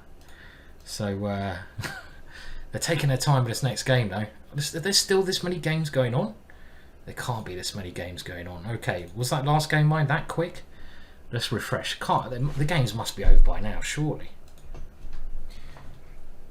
Surely must be over. Let's have a look. Yeah, we're just waiting because they do their cheat. They do their cheat thing after rounds 4 and 8. So the next 3 rounds are very quick. You don't have much delay in the middle of them, and they should be hopefully get on with it soon, unless they're kicking anyone out for cheating. I mean, I don't think they ever make it public who they kick out for cheating in these events, but it'd be nice they did. Yeah, it'd be nice they said every title Tuesday this player, the name of shame. And who are we playing here? Well, we're playing let's have a quick look, shall we? We're playing Alan Pitcho, who is that the guy who's just played all these Champions Tour events and does well? Isn't this guy like really good or something? Well, he may be good, but he's not he hasn't had 2 beers in his belly. He's not on his 2nd beer, I betcha. So we're playing the normal Dutch, and I think this position is even because we get e5 in. Discussed this a lot. GingerGM saying no. Okay, he's not. Okay, fair enough. We get e5 in, and as soon as we get e5 in, we are very happy in the Dutch. So this is why Queen c2 I consider to be a little bit of an inferior move. My opponent playing quickly, but if I can get this clamp down, my position is generally very pleasant, because you stop that f pawn from moving and you close this bishop in. So I've had this kind of idea many times before. You play this one first. Actually, maybe more accurate to play this one first to stop the knight coming there, and then you move that one. But you know, it probably has to take, because otherwise I'm going here and here. So I said that was more accurate. I mean, I don't think he can go here now, because surely I just come over. So this is like one of the main ideas in the classical Dutch in the middle game. You kill the bishop off, you gain the e5 square, and I do honestly think, no matter what the result here, that black has a small advantage in these positions, and it's a very pleasant position to play. We don't want to allow that one to come in there. He's moving it around here. That's clever, right? That is a clever maneuver. To play. That's a good idea. Getting his knight into a good square. Nice idea. And I've got knight g6 swapping off, but I quite like my knight as well. We both got good knights here, and maybe both our bishop bad. So maybe equality is a fair assessment. It may be a fair assessment, but I do. That's a strange move, weakening this square. Is this really an option? He wants this pawn. It's a strange move he's played there. Okay, so I'm gonna try. Do I want to do this? Not sure. I'm not sure if this is a good move or not. I'm not sure if this is like... I don't think that's a good move. Just queen c2 and I suddenly get my queen in trouble. Why did I do that? Why don't I just play something normal? Why am I trying to do something flash? And this is also maybe a problem, but I don't know. King comes to... I mean, the thing is, if you can just trade off pieces in these positions, I think you're a lot better because of the pawn structure and this bishop. How is he ever going to get that bishop out? So like king here, the knight comes somewhere, or even b5. So generally, if he hasn't got any tactical hit, I'm trying to meet rook d6 with king here. Generally, positionally, I'm doing well, but this I've just realized he has this idea, which is annoying. So the knight can come here, I think. I'm not sure if I want to swap that one off or not. but I probably should. Now c5 keeps that closed in. We don't want to let the bishop come out, so let's stop that pawn from ever moving. But he can now bring his rook to b6. Great time for, that's one thing I didn't want to allow. King here, rook b6 is really annoying actually. Because again, positionally I'm better, but soon I said if you just got to watch out for the tactics, and he's got bloody tactic in, right? I got rook a6. Good. Rook a6. Because again, if I get to an ending, I think he's losing. He's losing an ending. So he can't go for an ending. Because I'm going to get my knight here and win his b pawn. So he can't afford to do that. And look at that piece. That piece is never, it can never get out. That's the other thing about this position. So I'm just trying. But okay, so what about rook here? Then he's got this check. Knight here, and he might, okay, I have to push his pieces backwards. So this seems correct to me. And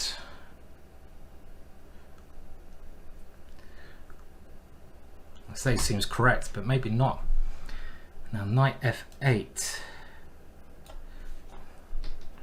Trying to keep that trapped, but after this one I have to take it, and then his bishop comes to c4. But then my king, does it get to g7 in time? So he has to play something like this.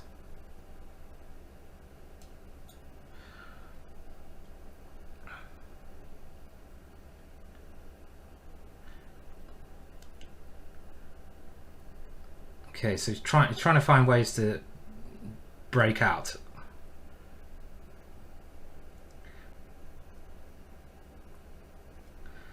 Is it time to play knight g6? No, I think is the answer. That was just bad move because of this one. You play one slightly bad move and suddenly you're just like, oh come on Simon, that was a bad move. You end up defending, unfortunately. So okay, but even this ending's not that bad at all, because my bishop comes here and my rook comes to the d file. So this is not such a bad ending. If my rook, I mean his b pawn, this is what I'm saying always about the positional play, is incredibly weak.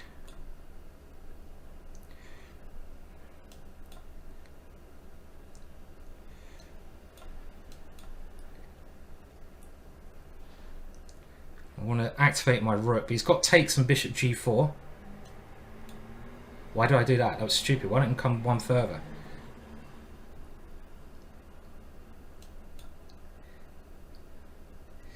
Clever.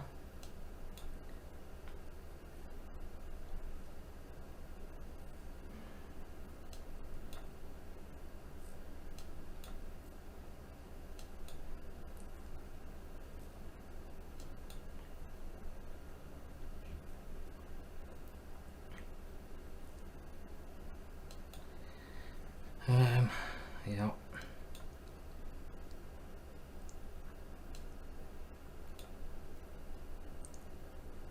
This may be alright for me, because I suddenly got this.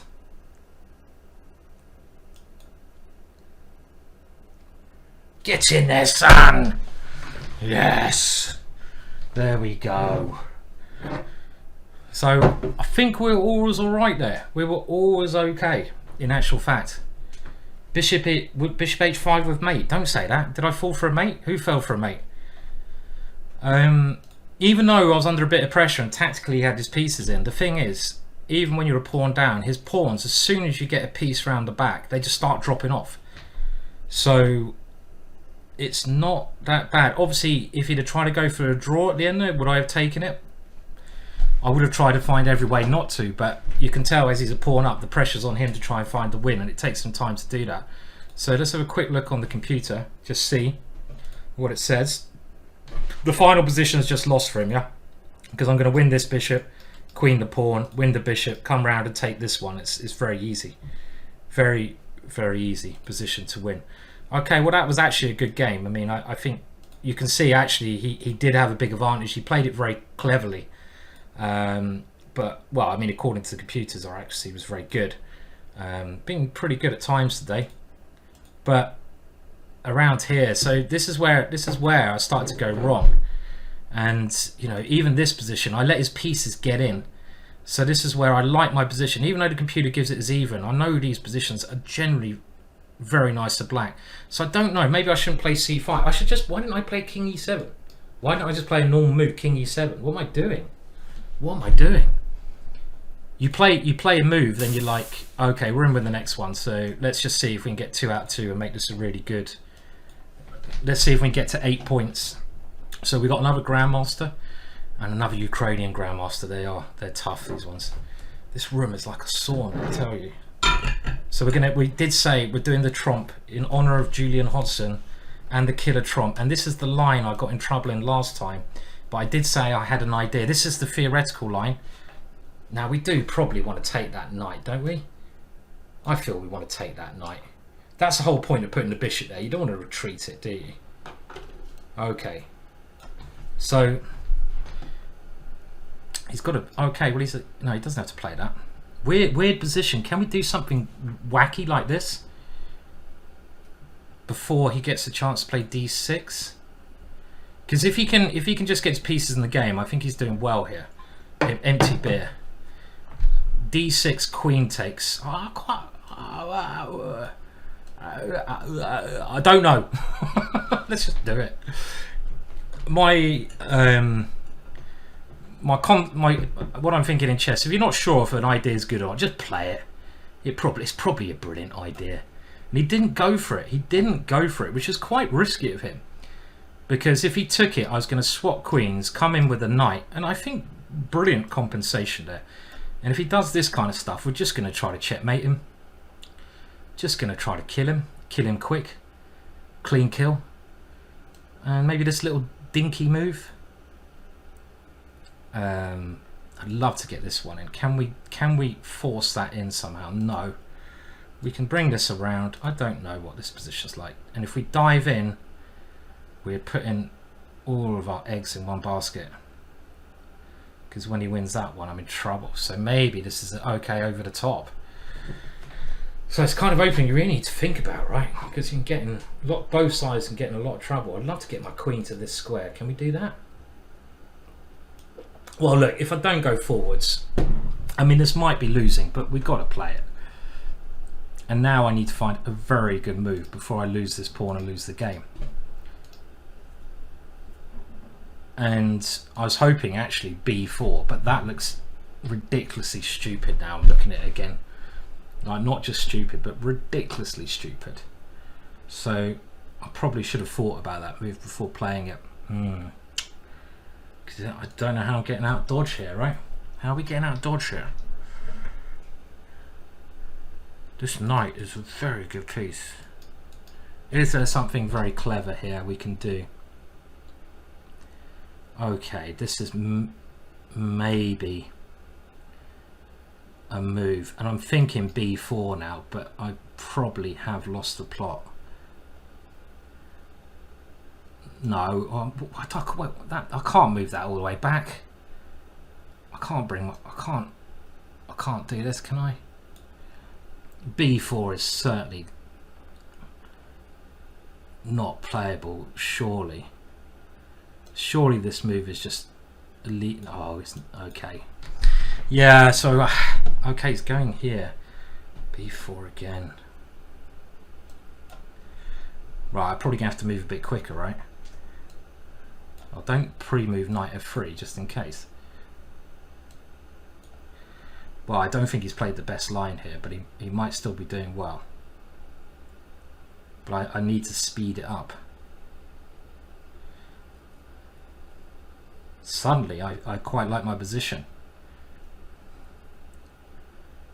Should I like my position? Probably not. Probably shouldn't like my position. Don't like my time.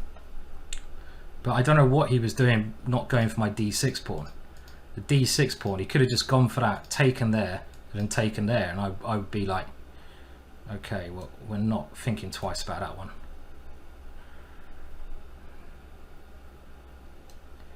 Oh, that one looks so natural. Time, time.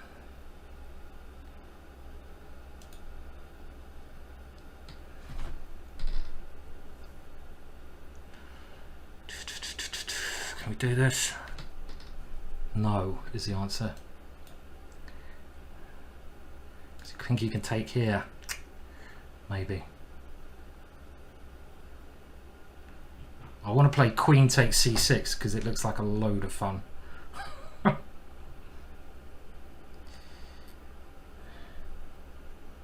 I don't know.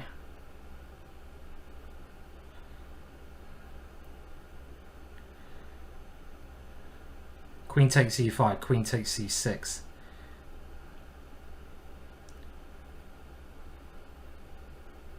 Be nice to have more than 17 seconds here, right?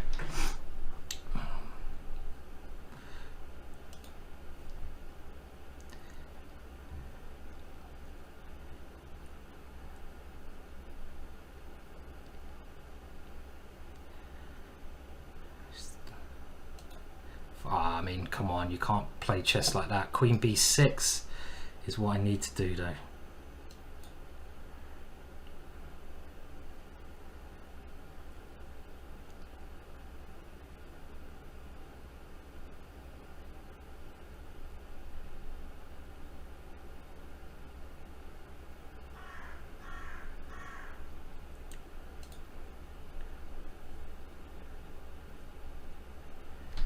If I had more time, I'd be very happy.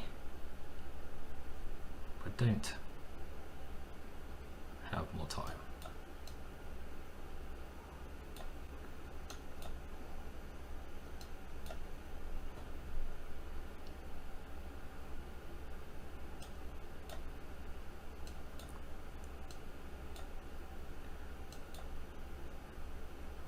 Get in there! Get in there, my son! Boom!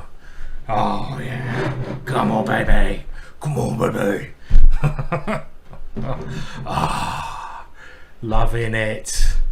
Loving it! Come on! That's more like it. Oh yeah! So I'm happy with that one.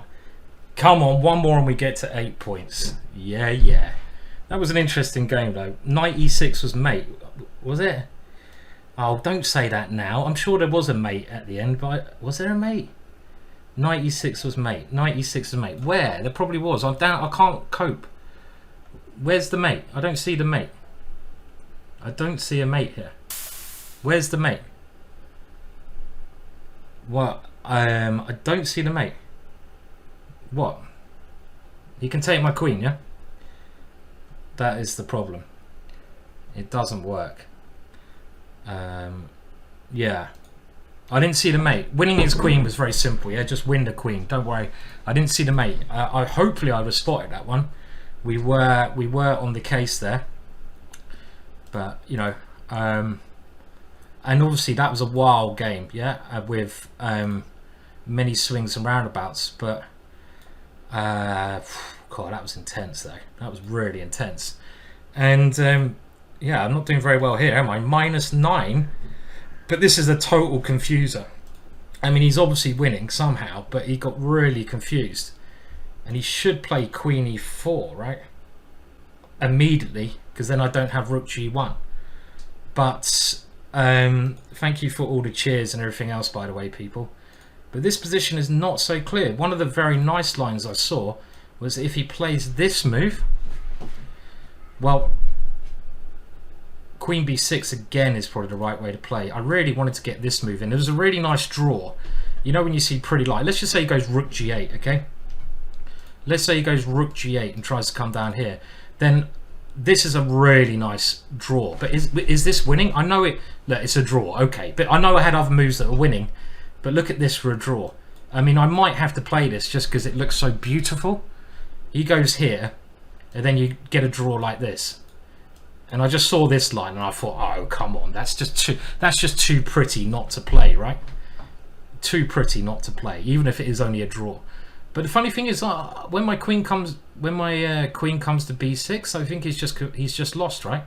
Because I have too many strong moves here, and the idea of me moving the knight to this square is very strong. And there's no mate here because the knight defends this one, so winning the queen is certainly the best way. And I think the way I played it was okay. There might have been simpler ways to go. I just want to get rid of this knight and then just use the d pawn. So it looks like, and obviously I'm winning here, so it's a very complex position. And this was an interest. Look, okay, so I should have gone knight b5. Of course I should go knight b5 here, but what an interesting opening that was. And if we look at the opening idea as well, and again, I don't know the theory of this position, but speaking to Julian Hodgson was a little bit inspiring, because he said he didn't know a lot of theory. He just played moves, right? He played good moves. And the point of this move is, if he tries to win this pawn, well, I think that white has very good positional compensation after this, right? This is really good compensation. And I'm threatening this one. His bishop can't come out. My other knight might get to this square here. And as the computer says, the computer really likes my position there as well. So I think this d6 idea seems to be quite a interesting idea. So we got now one game left, and we got a chance to get a very good score. 8 points out of 11 in this field would be really good, and we're off. And we got another black. Well, I did have white in the last round because we did a bit of tromping. We did a bit of tromp. Okay, so we'll have a look at the tournament scores after this, but let's see if, oh right, okay, let's go straight into the Lion's Den, shall we? And we're going to go straight into the Lion's Den and go Sicilian, and we're going to go Dragon. Now, do we risk playing? Oh, he's going for a boring line. Oh no. Oh, I hate it when they bore. Oh, I like the Dragon when they go the other way, but I don't necessarily like it so much when they do this. Okay, well, I'm going to play again. I think I'm going to play a line which Julian used to, I'm going on about Julian, but he can I play this now? Here, no, because bishop f3. So what do we play here? This one? I want to go b6, but I'm just suddenly worried about this tactic. Do I gamble that he doesn't see it? I'm going to gamble that he doesn't see bishop here. Oh, that was a really bad idea. Don't gamble. Okay, he didn't see it, but maybe this is a crap idea anyway. I don't know. As you can see, goodbye camera. Oh, what happened with the camera there? Oh, great. Look at that. Just what you need. You need the camera dying. Hello camera. What's going on? Oh, you're just trying to make my life difficult, aren't you? Okay, I'm going to sort you out, camera, in a minute. But oh man, what's going on with the camera? Oh Jesus. Right, thanks camera. We'll put on the secondary camera. What's going on? That camera's not working either. Okay, this is crappy camera. Oh man. And what are you doing, cameras? What are you doing to me today? What are you trying to achieve? You're wasting precious time. And now the idea of space is gone. And I'm losing seconds because you died on me. Okay, we lost about half a minute there because of the camera. It's been a sort of a weird day of technical problems because oh god, this position actually is also maybe not very nice as well. Because we had electricity cut as well. How do I play this position? I'm not sure about that one. Okay, so anyway, I'll sort the other camera out later, but typical that things go wrong. And I'm not sure I like this position much actually. Do we have to play this? Don't really believe it. Take here, don't like it. Don't like my position. Okay, I'm gonna have to try to complicate it somehow. Bloody camera, you've put me off my stride. I'll blame it on the camera. He's got a lot of pawns here. But why didn't he take on a6? He's just gonna try to go here and win, right? Okay. You do that. He's gonna try to come in here as well. Better stop that one.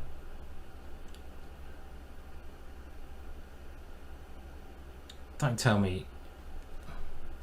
So what's going on with you camera boys today? Tell you what we do. We do this because I hate it when things are not. Okay, there we go. Now I feel better. Now I feel better. Right. So this position is probably bad for me. But how bad is this position? Do we swap off? I guess so. I guess this is a bad position because his B pawn is just so strong. And that is certainly a concern with this one coming as well. It's very scary. So I have to try and defend c7 with my bishop and try and get some blockade. But I'm really encouraging to play that good move there. His pawns are looking so strong here.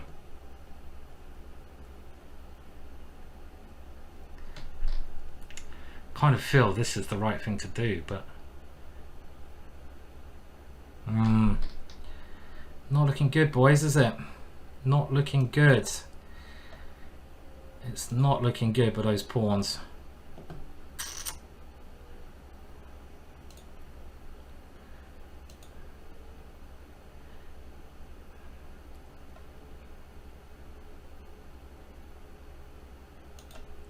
Not much I can do here, unfortunately.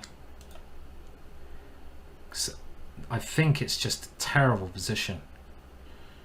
Really. Wow. If I can never ever go into an ending unless I get my king to the queen side, which he can just bring his king now. I must go for a perpetual here. I must try and get my king around there, but he's got too many passed pawns. Got D pawn now, though. Okay, we'll give it a check. Oh, he's got this one. Shit, that's a big one. That is a game winner. Yeah, okay. That's it. Okay, so the camera went, and that was really bad timing, but I don't think my opening was very good there. It's disappointing last round. Stupid fucking camera. What's going on with you? Let me see, we'll sort it out. I hate it when things go wrong. Why did you fuck up? Okay, anyway, that's backup camera. And anyway, quite an interesting title Tuesday. Some interesting games. Didn't get to 8 points. A little bit of a bottle job. Queen E1 H4 draw. Why didn't I draw? What the hell? I just thought I could go here and here. I've totally. Oh no! Oh man! I was only looking at the other way. I was only looking at coming here and here. I didn't look at. This is what I did this against Vidit as well. I did that against Vidit as well. I had a draw, an easy draw. I think I got thrown off there. I just wasn't with it at all, man. That game, you gotta be really in the zone. And I think sometimes when you just put your head away, you're just not there. But of course, this is a draw. This is just a draw, complete draw, and a very, very simple draw. Ah, Jesus, man. Yeah, I got myself thrown out of sync. You know, a little virus, like computer virus, just put me on sync, and I just wasn't with it. That's what I blame it on. You got to be in sync when you're doing these things, and stupid camera put me on sync. That's what I'm saying. Anyway, that's what I'm sticking to. But okay, I mean, it would have been nice to get a draw in the last round. Most certainly would have been nice to get a draw because it was quite a I think decent tournament. After a 0 out of 2 start, there was some fun games. Thank you all for watching. We're gonna raid someone at the moment, and I'm just gonna look who to raid. Thank you all. It's been a lot of fun when we raid. Go and say hello to the people we go to. Give them a little help, a little helping hand. And Title Tuesday, always a fun event. I can go and now finish my beer in peace. and we will raid, because this guy is a great blitz player, and I love the way he plays chess. He's maybe one of the only people in the world who's more aggressive than me, and it is Salim. So we're going to give him a raid. Thank you so much everyone for watching. Stupid bloody camera, you are not good enough. And cheers everyone else. Catch you soon. Bye for now.